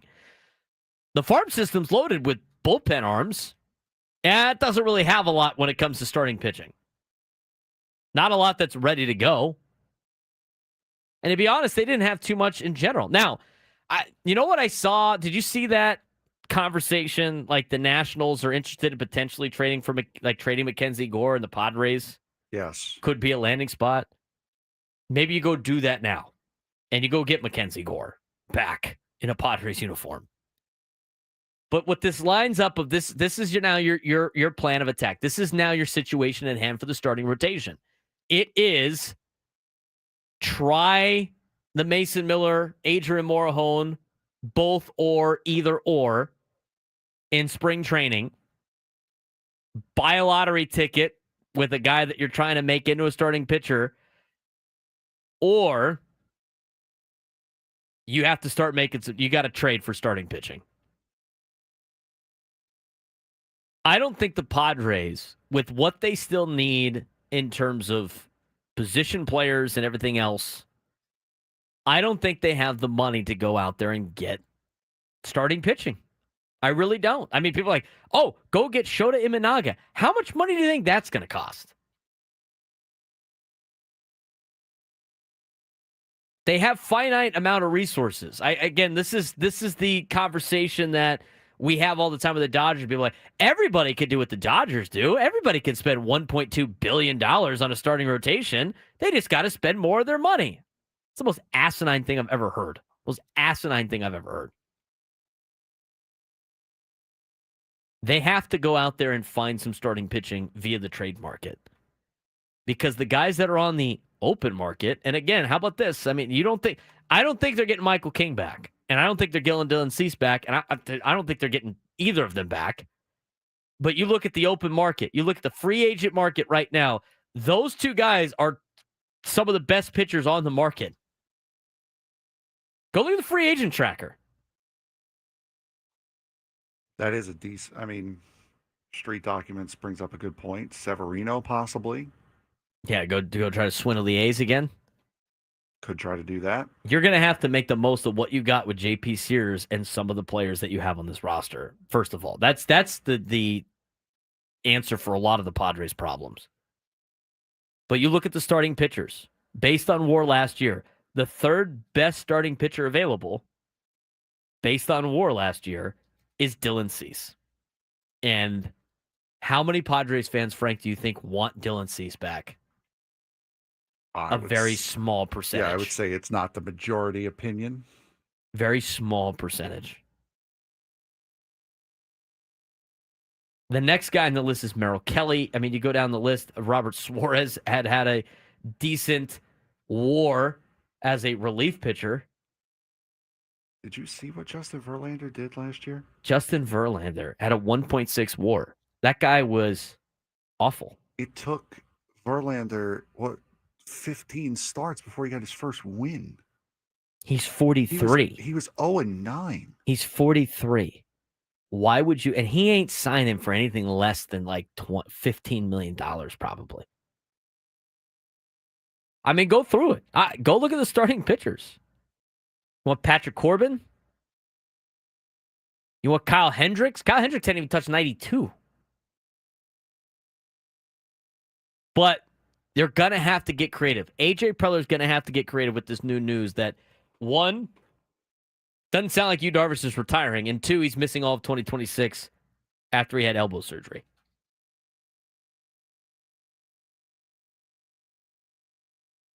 This is some interesting news. This kind of puts a wrinkle in what's going on with the Padres during the offseason. It does. It puts a wrinkle into it. So to say that, like, nobody's freaking out, but this is the reality of the situation. You need starting pitching. And starting pitching costs a lot of money. And the Padres are not in a position to spend a lot of money because we went through the finances. They have a lot of money already spent. That's why we keep bringing up the whole convert some bullpen arms into starters. And the guys that can do it are the ones that used to be starters, which are Morahone and Miller. Unless Johnny Brito's going to be... Johnny Brito's coming back next year, Frank. Yeah. You convert him into a starter? Wasn't he supposed to be one? He is a starter. Right. They had to throw him in the bullpen. I guess you got Brito coming back. Maybe Brito could be ready to go. This is like 2 years, but this is like 2 years worth of elbow issues that he's had, and they finally got it fixed. So now you're going to get Yu Darvish at age 40 when he comes back. $15 million. I mean, he comes back in 2027. We don't even know when the baseball season is going to start in 2027. Don't even know if there's going to be a baseball season in general. Could you imagine a baseball season getting wiped out in 2027? That would be awful for all of us. Then you're getting Yu Darvish back at age 41. We don't know if they're going to put in a salary cap or not. How is that going to play a factor? You'd grandfather in most of the players that are on the roster, but now you're looking at $15 million for a 40-year-old pitcher. I mean, that's what Max Scherzer got. Can you justify $15 million?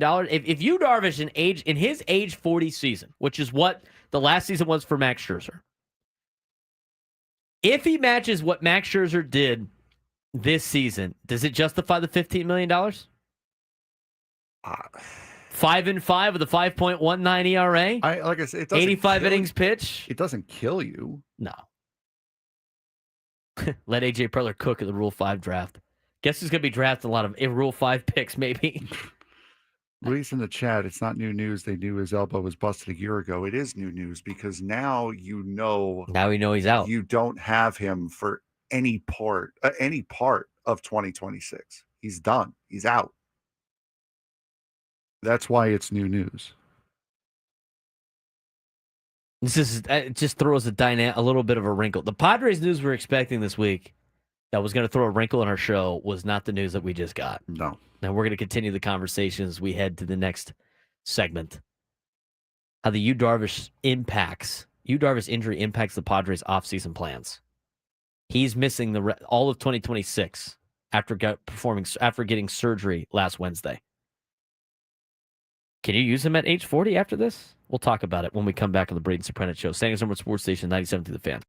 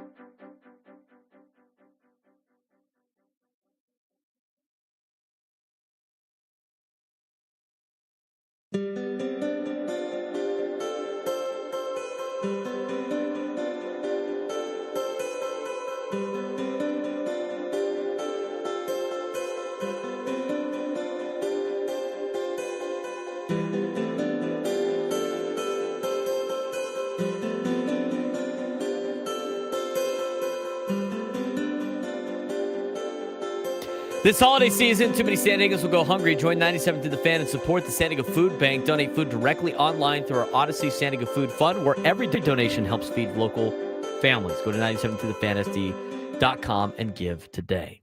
In the next 15 minutes, we will be announcing today's biggest fan. Remember to listen at 1 o'clock for us to announce today's biggest fan for a chance to qualify for a night in our Odyssey suite at a future Padres game with all of the fan staff. Register your name at 97tothefansd.com/biggest fan in order to potentially have your name called. We got some new information, some breaking news today from the San Diego Padres about Yu Darvish. San Diego Padres starter Yu Darvish will miss the 2026 season after undergoing surgery to repair a torn flexor tendon and an internal brace in his elbow. His recovery time is 12 to 15 months.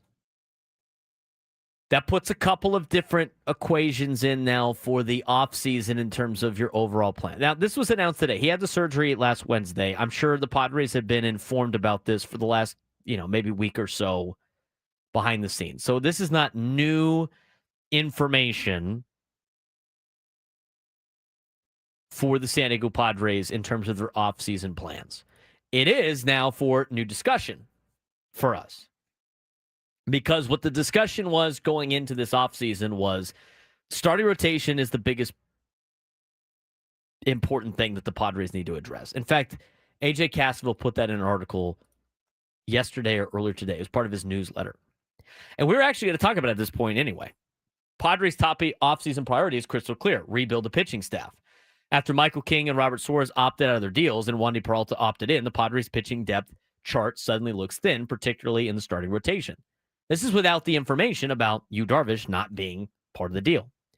Padres do have to make decisions on qualifying offers coming this week. AJ Preller and the front office face critical choices that will shape the 2026 roster. We talked about the players that are eligible for qualifying offers. There's 4 of them. That deadline is this week. It's Michael King, it's Dylan Cease, it's Robert Suarez, and it's Luis Arraez. I'd be offering Michael King and Dylan Cease automatically. Michael King and Dylan Cease will turn down the $22 million deal for a 1-year contract, and the Padres will get compensation picks in next year's draft. Both King and Cease are expected to decline the $22 million qualifying offer and hit free agency seeking multi-year deals. Arraez and Suarez are less likely to get qualifying offers due to roster priorities and cost concerns. If King/Cease decline, the Padres get compensatory picks after the 4th round since they went over the luxury tax. So that's another thing, too, is they went over the luxury tax, so they don't get the same kind of payment back. King and Cease combined for 110 starts and a 3.62 ERA over 2 seasons. Massive production that they have to replace. This is not including the fact that Yu Darvish is also not going to be part of the team next year. No, he did not retire. He had surgery, and he is going to miss 2026. Projected rotation as of now: Nick Pivetta, the breakout 2025 debut with the Padres; Joe Musgrove, who's expected to return healthy from Tommy John surgery; Randy Vasquez, reliable back-end arm. That's kind of it.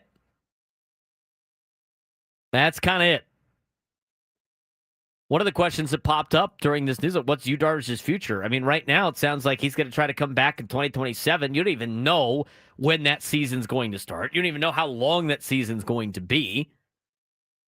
And all you do know is you're paying him $16 million this year towards the luxury tax, which is all that really matters. It's the luxury tax in the individual year. I'm sure they'll get money back on insurance and everything like that, but that's money that you were expected to use in starting pitching if he retired, or money that you're spending still on starting pitching because you were expecting Yu Darvish to be part of the equation if he did not retire. Now you get neither. Can the farm system offer reinforcements after multiple trade deadline deals depleting the pitching depth? Not starting pitching. They don't have any starting pitching, really, in the minor leagues. They got a lot of bullpen arms, which alludes to, again, a potential situation in which you try to turn your bullpen arms into starting pitchers. That's a cost-effective way to make a starting rotation.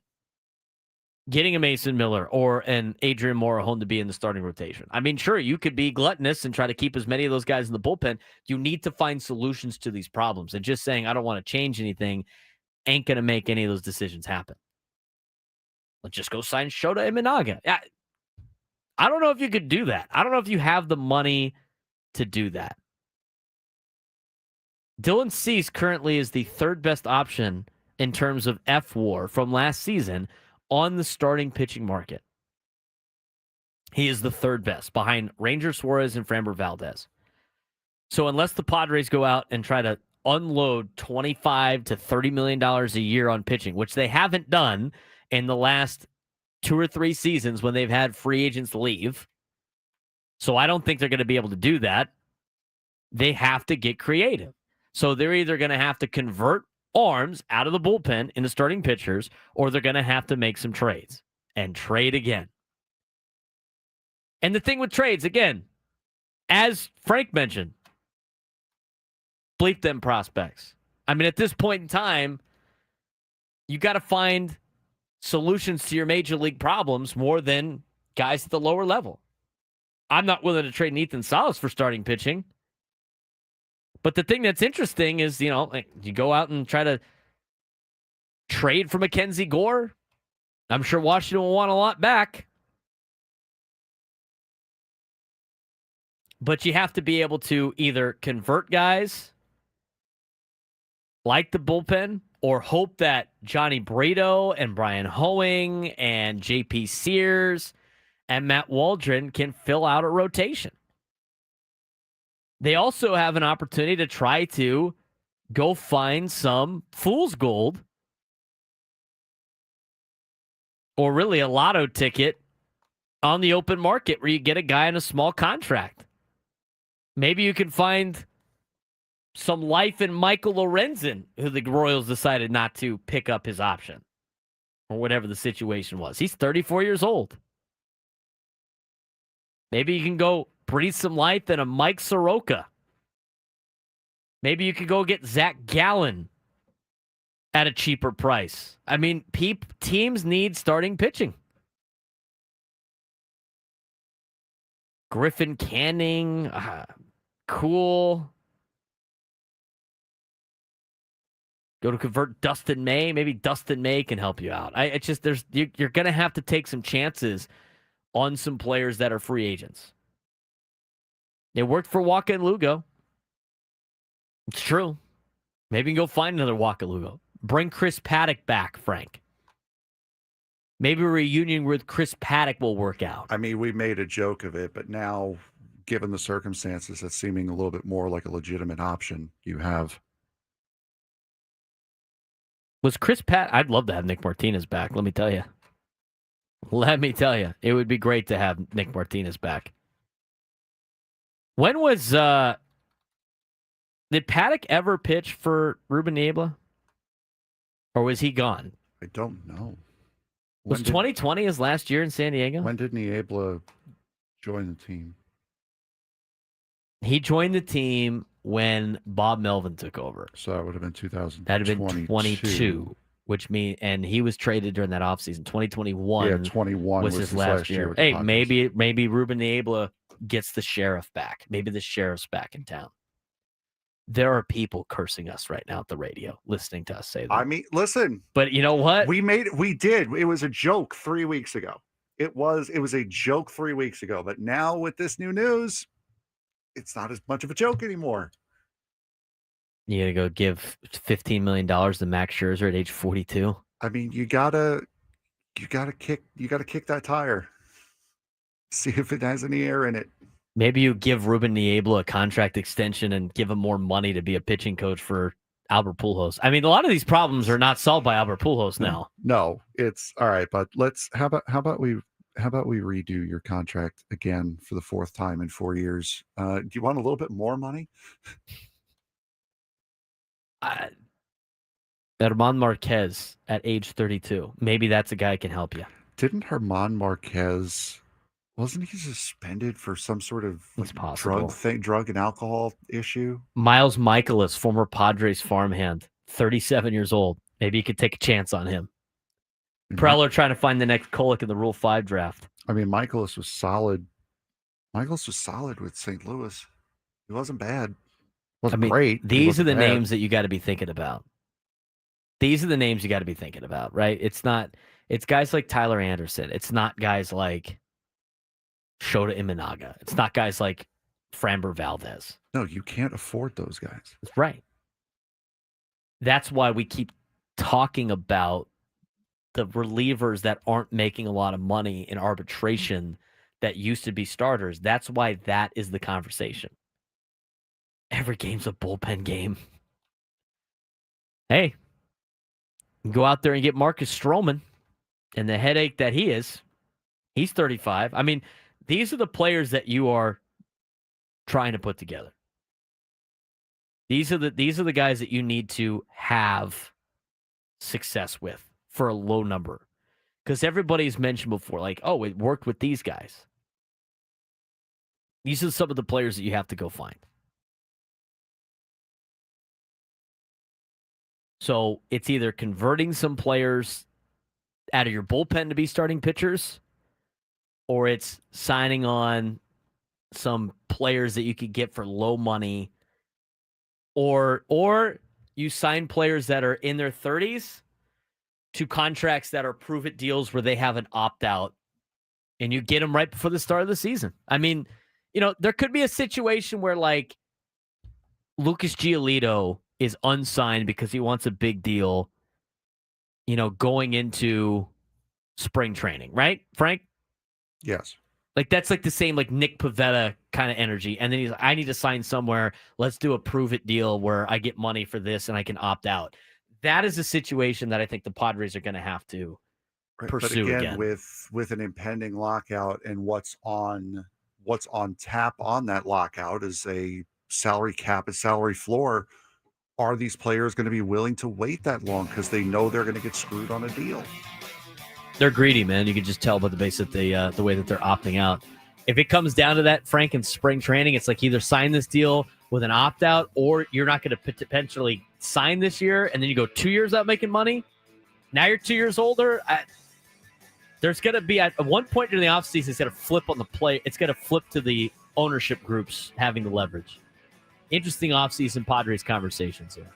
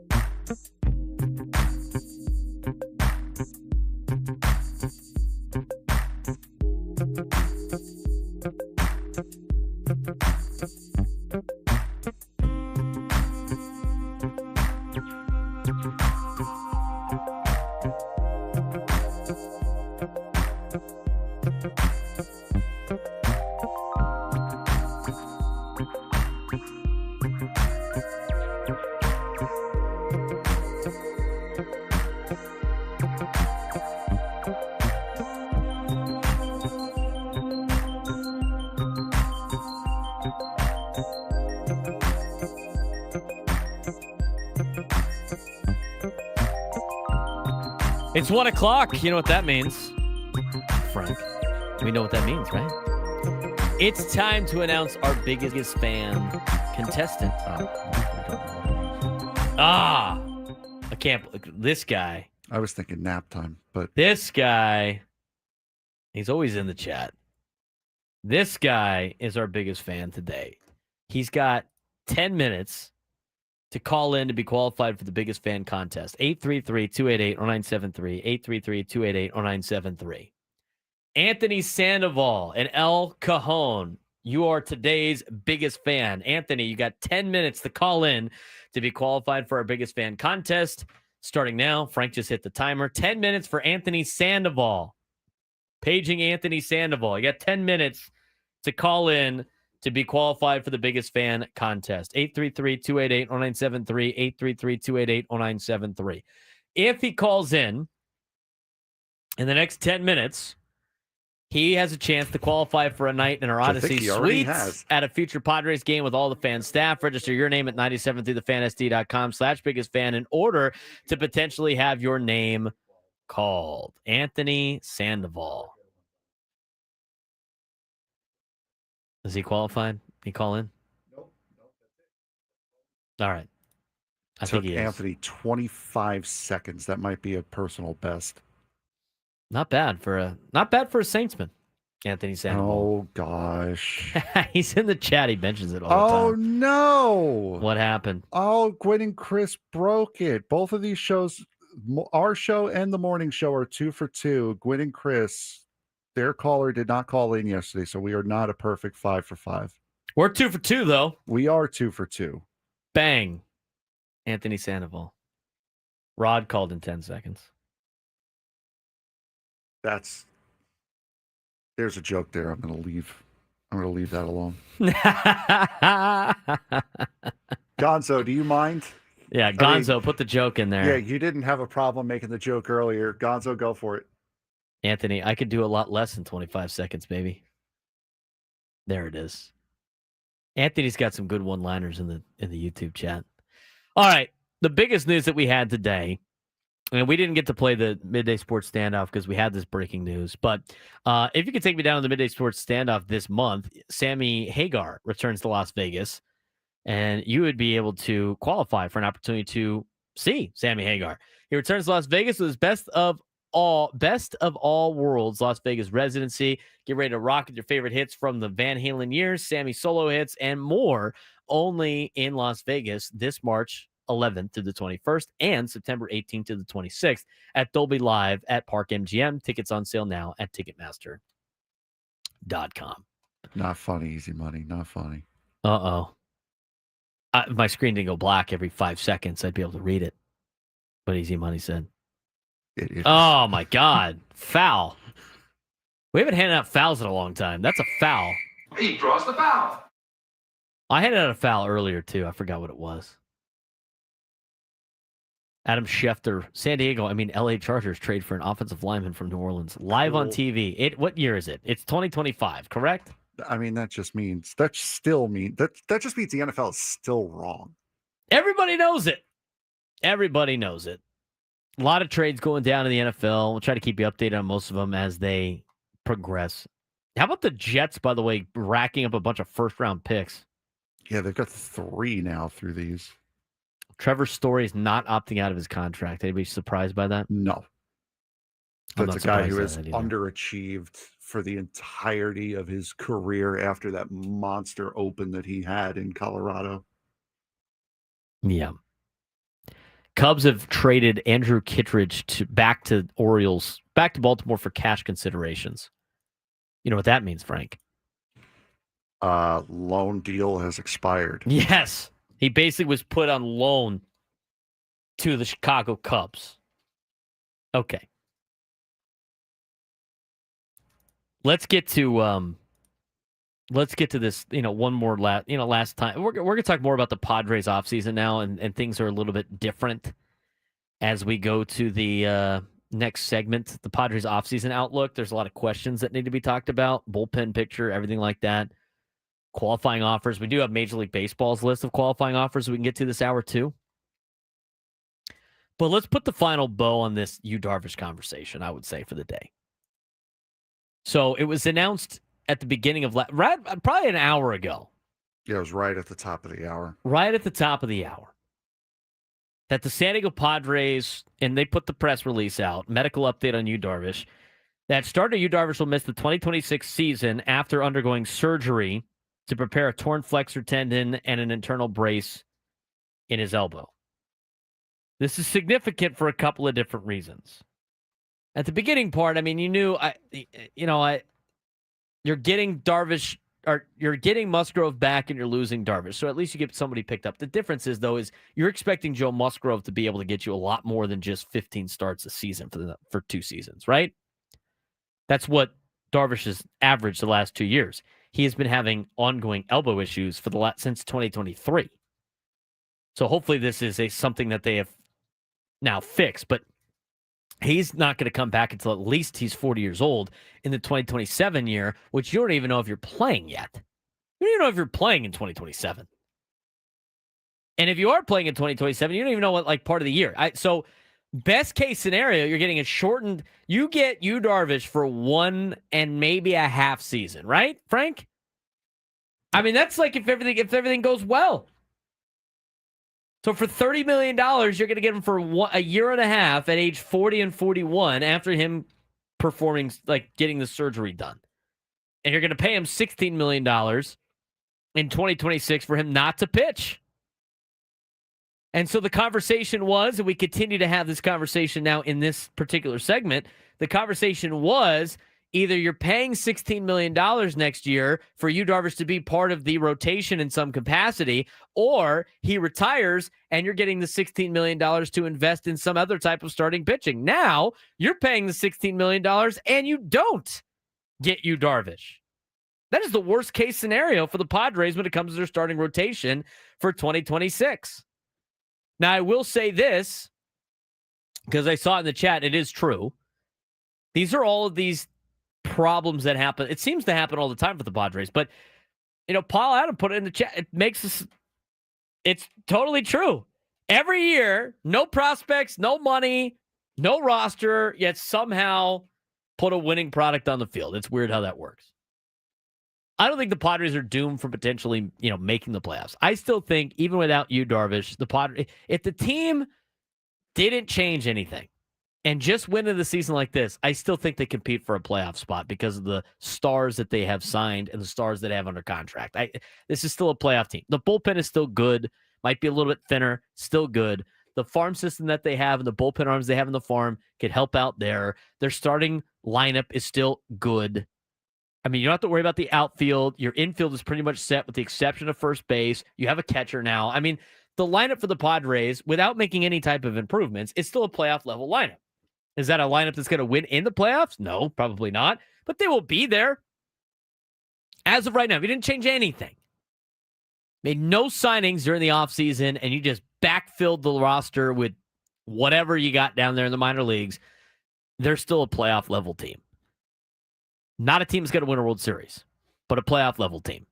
So they're going to have a successful season, I would think, in 2026. Now, a lot of things will change. But again, you have a playoff it's better than a lot of teams in the National League.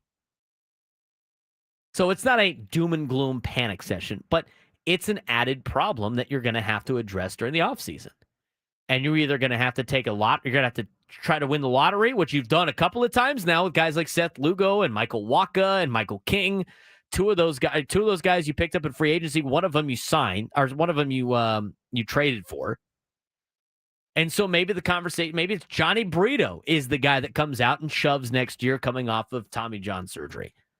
You know, maybe Matt Waldron's back. Maybe they get JP Sears to pitch at a high level. I doubt it, but I mean, these are the pieces that get put together as the season goes on. You never know who's going to excel and who's not. But you have a couple of options. You either pull some guys up from the minor leagues in the bullpen and convert some bullpen arms into starters, or, sign bullpen arms and then convert current bullpen arms to starters. The only two that fit that category, Mason Miller, Adrian Morejon. That comes with risk. All of these decisions come with risk. And if you're a team like the Padres that doesn't have a massive TV deal and doesn't have unlimited resources, these are moves that you have to take risks if you want to try to win a World Series. So that's one of the options. Another option is throw a ton of money at the free agent market, but then not improve your lineup. They could also do that.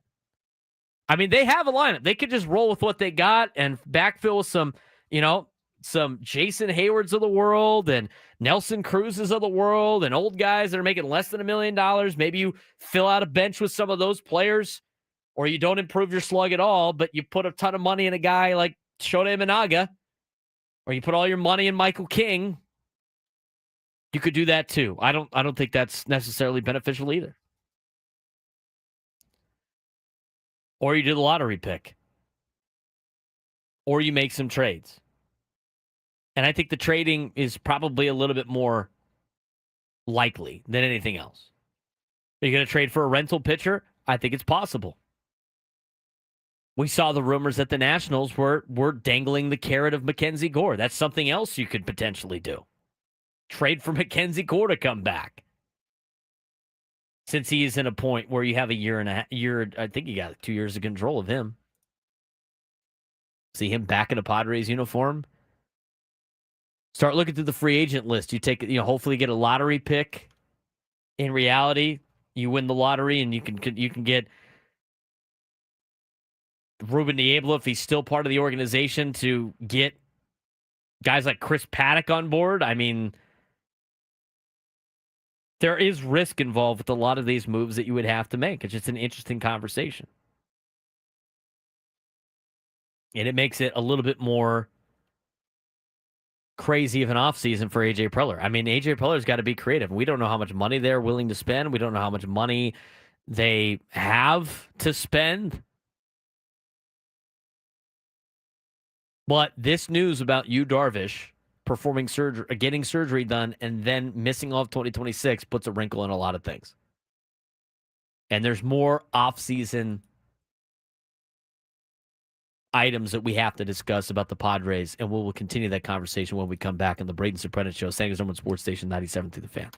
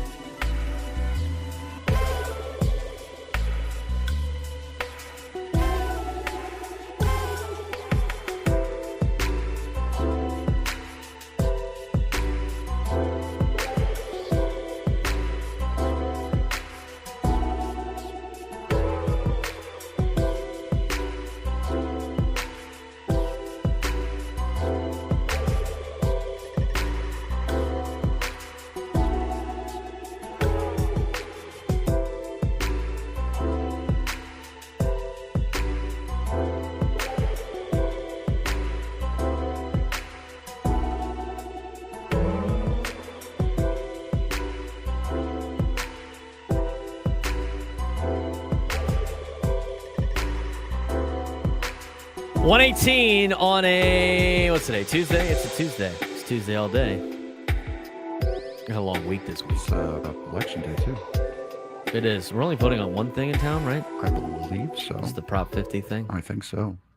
Yeah, because I got the ballot in the mail, and I was like, all right, so what am I? That's it? All right, well, okay. That's easy enough.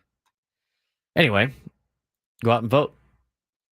It's an election day. It's also college football playoff announcement day in terms of the first round of the rankings. I slightly care more about that. Something I think we'll discuss a little bit more in depth tomorrow. We have this is, you know what? This is what we get for trying to plan ahead. You know what? I thought this was going to be the case when we did some recordings yesterday. Mm-hmm.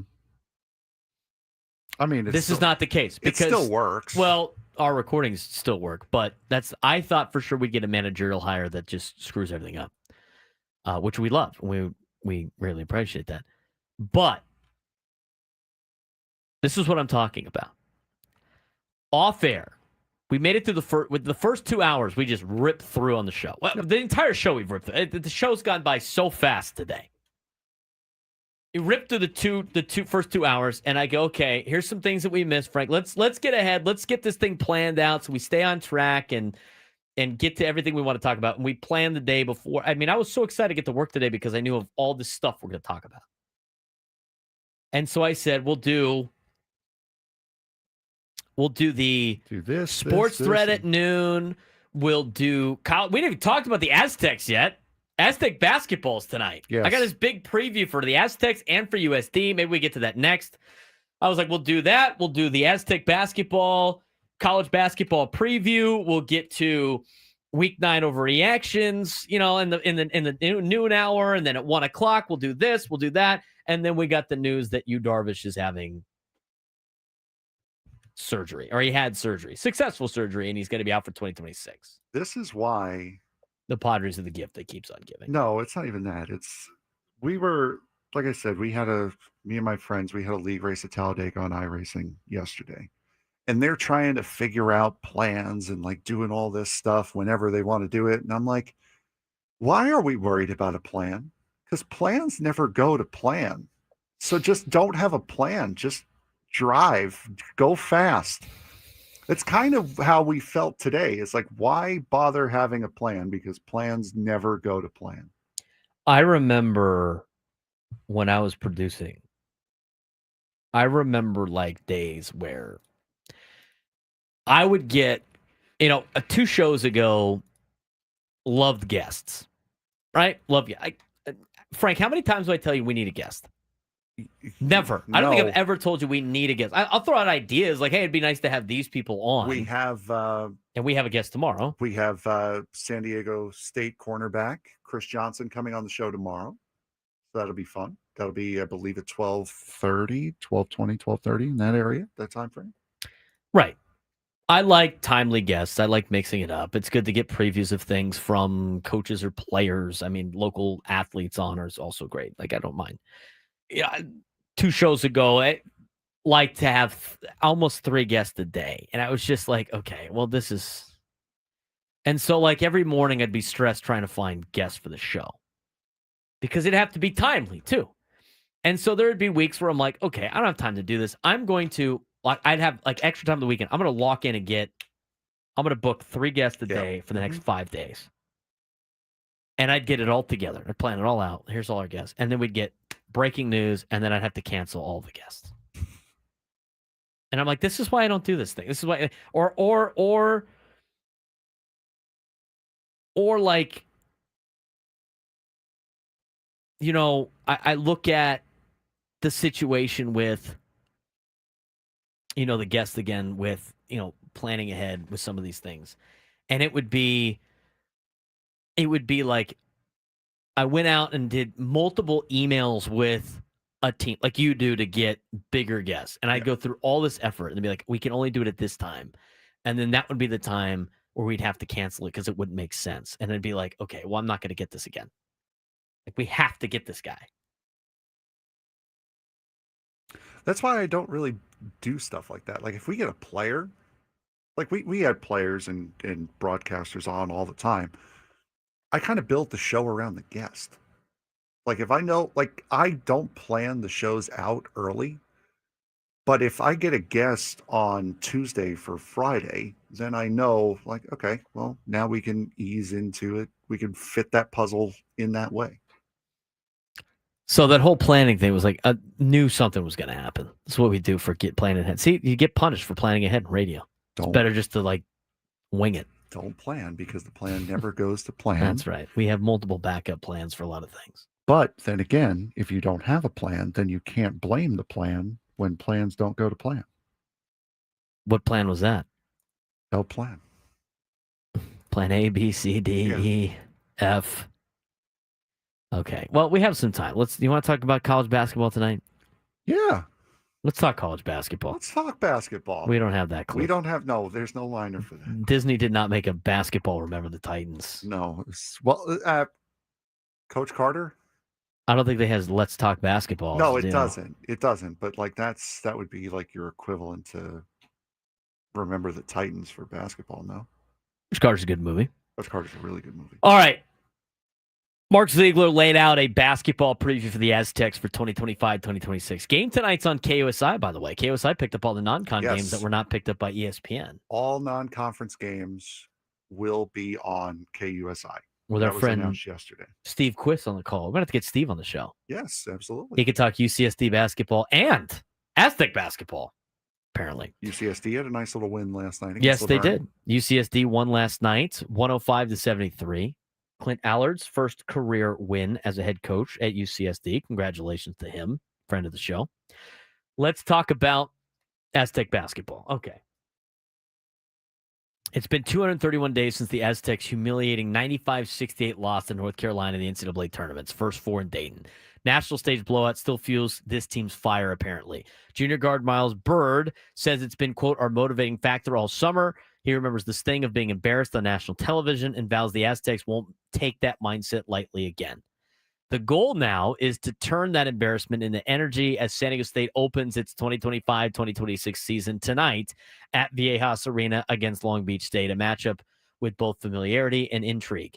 Head coach Brian Dutcher says his team is talented, motivated, and ready to grow, but he's realistic. Quote, I know we'll eventually have a good team. Whether we'll have one right from the start, that I don't know.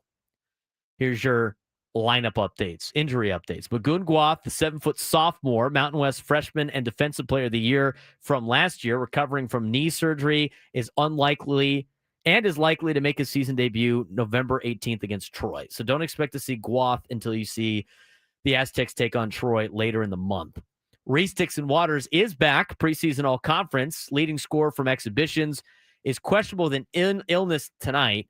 Will be a game-time decision, but he missed all of last year. He is back for the Aztecs in the 2025 season. Questionable for tonight's game, back for the season, though, on the year. He looked really good in the exhibition games, looked really good against USD last week. The rotation at point guard and center remains unsettled. At point guard, you could have Taj DeGorville, who started against UCLA. You can also have Sean Newman Jr., the transfer, who started against USD. At center, same thing. Miles Heide started against UCLA. Farrell Compton started against USD. Dutcher hints this could be a season-long rotation based on performance and matchups. The depth that the Aztecs have it's great. They got great depth. Now, who they're playing? Long Beach State. They're just called the Beach now. Did we talk? Have we bitched, moaned, and complained about this? No. They used to be called the 49ers, and then that's mean or something. So now it's the Beach. I thought that was San Francisco was the 49ers. No, the university, not I know the football team. I thought the university was also the 49ers. The University of San Francisco, that would be the Dons. USF is the Dons. Oh. There's not a lot of Dons out there, but USF and Oh no, I'm Cathedral thinking of Charlotte. They both Charlotte's the 49ers too. They both have that dark, like hunter green. That's what I was thinking of. Charlotte. You just heard 49ers and thought of that. Yeah. Long Beach State is the Beach now. I don't know why. The baseball team's still called the Dirtbags, though. So good for them. But the Long Beach State Beach, the Beach, is the dumbest name I have ever heard for a mascot. Their for a team name. Their mascot's a shark. and their nickname's the Beach. Long Beach State Beach. That's true. Truer words have never been spoken, Nate. Can we change it to something else? Long Beach State Beach is the dumbest name ever. It's stupid. When I wrote that for the preview a couple days ago, I was like, I went to like 3 different places to make sure that was right. The Long Beach State Beach. Yeah. Uh-huh. Yeah, it's dumb. It's stupid. I will flat out say it. I didn't even believe their athletics. The website. Long Beach State. I can't. How do you broadcast like that? I've done Long Beach State games. I just call them Long Beach State. I can't because Dirtbags is only for their baseball team. Also, as we pointed out earlier in the show, Wyoming is not a country. It's great country Long up Beach there. is not a state. But San Diego is. Just Yes. ask the show. All right. So Long Beach State, head coach Chris Acker, former San Diego State assistant under Dutcher for 5 years. Massive roster turnover, 13 new players, transfers or freshmen, only 1 returning player who averaged 5.2 points per game. Former Aztec DeMarche Johnson Jr. returns to Viejas as a beach player after 4 seasons with San Diego State. Early season results, they scrimmaged Point Loma Nazarene, D2 school over here. They lost. So they lost to Point Loma Nazarene in a scrimmage. They did have a convincing win over LMU out of the West Coast Conference by 24 points in an exhibition. Dutcher's take on Long Beach State, as reported by Mark Ziegler in the San Diego Union Tribune, quote, they look like an Aztec team, guard hard, fundamentally sound, well-coached. Game is televised tonight at 7 o'clock on KUSI, part of a 6-game local non-conference TV package after CBS and Fox Sports declined most of those matchups. Steve Quist will handle play-by-play for both men's and women's games on KUSI and the Mountain West Network stream. As noted by Wilbur the Wildcat in our YouTube chat, he is a U of A guy. Also he's the main broadcaster for UCSD, so that's fun. Aztecs have won 18 straight season openers versus unranked teams. They've also won 58 straight games. Blank screen versus Big West teams. Dominance that dates back decades. After an offseason focus on mental reset and toughness, Aztecs are eager to prove last March was a fluke and not a trend. Should be a good game tonight for San Diego State and Long Beach State. Now, as for USD, the Toreros are in action against Occidental.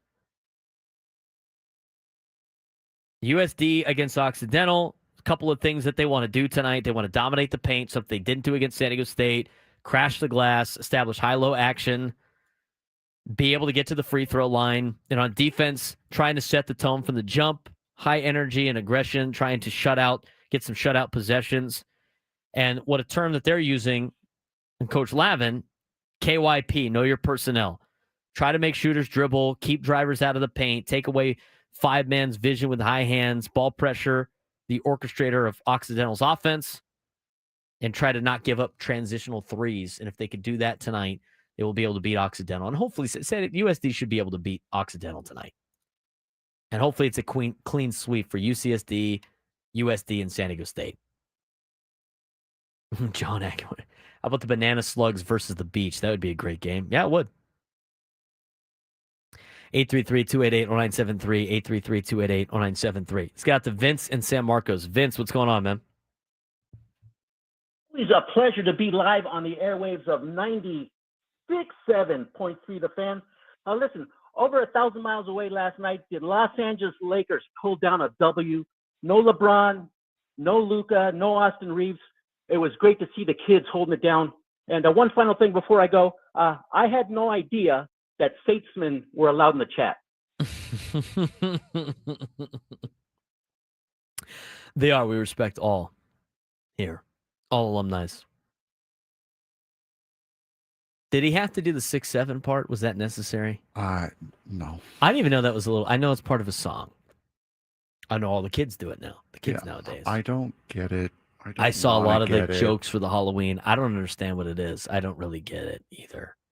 I guess like doing this is like part of the deal. What is this? This is like the deal? I guess so. I know it doesn't really have a meaning other than just being an annoying child, but I don't I don't get it. We should ask Chris Ella what it means. I think we should. Scraby, we just have Chris Ella do the 6-7 dance or whatever. Scraby, we just found your new short for your new YouTube channel. It was so forced the other day. Like 2 weeks ago, I'm driving home from football practice, and Kevin Harlan is doing the game with Kurt Warner on Westwood 1 that is aired here on 97 through the Fan for Monday Night Football. And Kurt Warner tried to force the 6-7 deal. Like, so bad. He tried to force it into the broadcast, and then Harlan's like, really? And then Harlan did it. And I'm like, okay. Once Kevin Harlan and once they start doing it, there's a certain crop it's over. There's a certain crop of people that when they start doing it, it's a dead trend. We got enough high school parents in our YouTube chat that can explain to us what the 6-7 thing is. They have to know. And if you don't know, just start saying it around your kids, and they'll be cringe and they don't want to do it anymore. We got to try to end some of these like crazy trends that kids do. And like Mike, SD Mike in the chat even said, it doesn't mean anything. Yeah, it doesn't. It doesn't mean anything. It's just a thing that happens. It's just a thing that's said. But like, why? I don't know. I don't get what it means. Don't really care. Where's the beef? I guess. Whatever.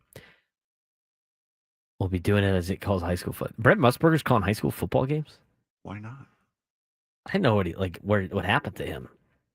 He's old and creepy. He made those comments about that Alabama quarterback. Who was that quarterback that was again? Years ago. I think that was AJ McCarron's girlfriend. Yeah. Creepy. I guess he's doing high school games. I just saw him the other day. So last night, as I was working on stuff, the ESPN had 30 for 30s running. They had the Catholics versus Convicts one. Oh, yeah. Which was good. Brent Musburger was in that. I'm like, it's Brent Musburger. And then it went right into the Fab Five, which has a lot of Steve Fisher and Brian Dutcher, obviously. It was pretty cool. Brian Dutcher looks so, I know it's a long time ago. He looks so young on the bench. But the guy, he's such a straight shooter, Dutch. Yeah. Such a straight shooter. I mean, even in that interview, he's like, the most important recruit we had was Jawan Howard. Recruit everything else after that. Hilarious. 833-288-0973, 833-288-0973. When we come back, put a bow on this show and talk about qualifying offers in Major League Baseball. There's a lot of other players out there that might be getting a qualifying offer. We'll talk about it when we come back on the Braden Surprenant Show, Sanga's #1 Sports Station 97 through the Fan.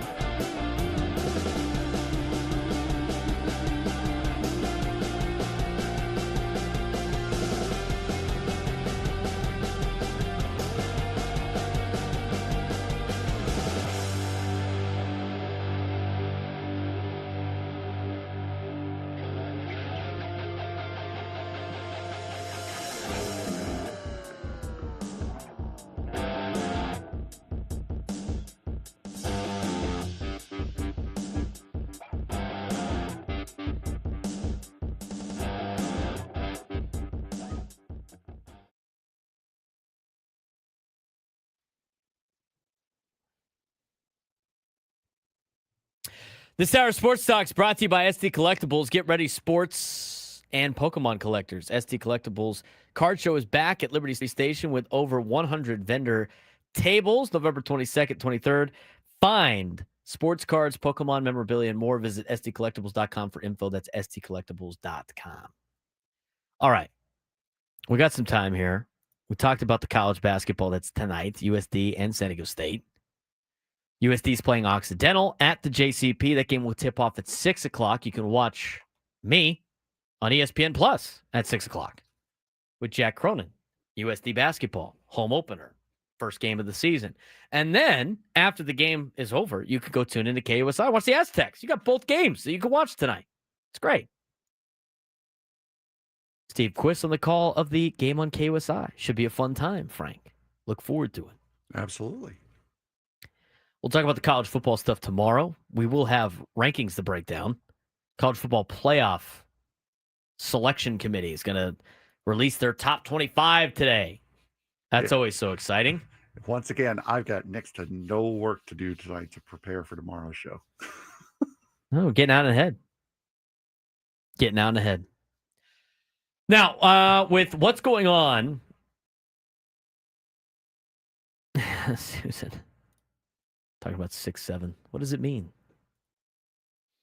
If Frank were a Pokemon, it'd be Psyduck. Are you kidding me, Juan? Foul. I don't. He draws the foul. He just throws haymakers at you all the time. I'm going to give myself a preempt. He draws the foul. I don't know what that means. Psyduck kind of looks like a platypus. Okay. So, yeah. I don't know. I don't. It's kind of a lame Pokemon, I think. Okay. I think that's where he's going on with that. Because Juan does like to talk smack to you. If you're going to insult me, make sure I understand the insult. I see the Yu Darvish news. We had Clark Farenthold on our show. He goes, "Did folks actually think Yu Darvish was going to retire and willingly hand back $46 million in guaranteed money to the organization?" Well, he did that when he was on the restricted list. Yeah. Did he not do that? He did. He gave money back. Yeah, he did exactly that. He said he would not. Yeah, he said he would not accept payment during the time he was on the restricted list. That he put himself on. He put himself on the restricted list. Nobody told him to do that. Restricted list is for guys that did bad things that shouldn't be getting paid. He asked to be on it to save the Padres money. He willingly gave back money. So, yeah, he's made so much to a point that is a very believable thing. So who knows? Maybe he does retire. I doubt it now after having surgery. But anyway, let's talk about the qualifying offer decisions. So these need to be done before the end of the week. I think by November 6th, I think when they open up the market, you got to have your qualifying offers in. MLB business calendar flips instantly into free agency, and that begins with the qualifying offer decisions. Each year, teams have 5 days after the World Series to extend a 1-year, $22 million qualifying offer to eligible free agents. Players who accept return on that 1-year deal. Players who accept return on that 1-year deal. Players who decline it hit free agency, and if they sign elsewhere, their former team gets a draft pick. That's basically what this is about. There's certain players that are eligible for a qualifying offer. Since the qualifying offer system began in 2012, we talked about this earlier on the show, 144 players have received the offer. Only 14 have accepted. Since 2012, I'm going to say it again because it's kind of crazy. It's not that crazy, but this is like the likelihood that these guys will actually take on these offers. And most of it is teams only offer these deals to players that they know are going to say no. There's not a lot, or that they're willing to pay $22 million to. 144 players have received a qualifying offer since 2012. Only 14 have accepted said qualifying offer. That's approximately 10%. It's almost always a formality for stars who know they'll command multi-year deals. This year's decisions will shape several rotations and lineups across baseball, and notably affect the Padres, who have 4 players in the conversation.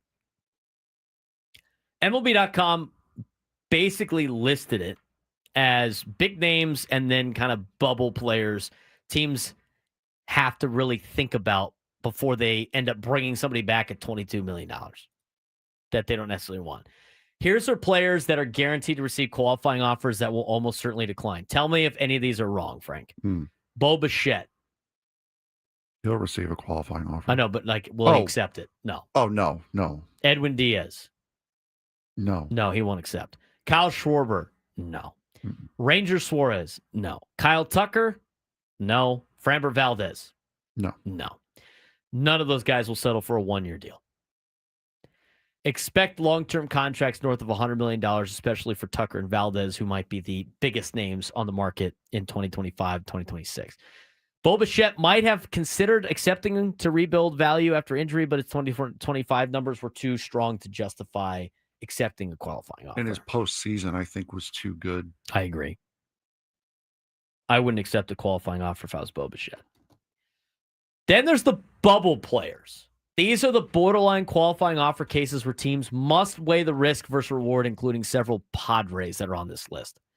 Hitters, Luis Arraez, once an elite contact hitter, 335 batting average from 2022 to 2023, dipped to a 292 with a 99 OPS plus in 2025. His weakest full season. His lack of power or defensive versatility limits his value. I would expect the Padres to not offer him a qualifying offer. No, would not offer him one because he will accept it. MLB.com suggests the bigger question on Luis Arraez is whether he even gets a full-time starting job on the open market. Yes or no? No. I don't think he does. The only place I think he would get a full-time starting job is probably here.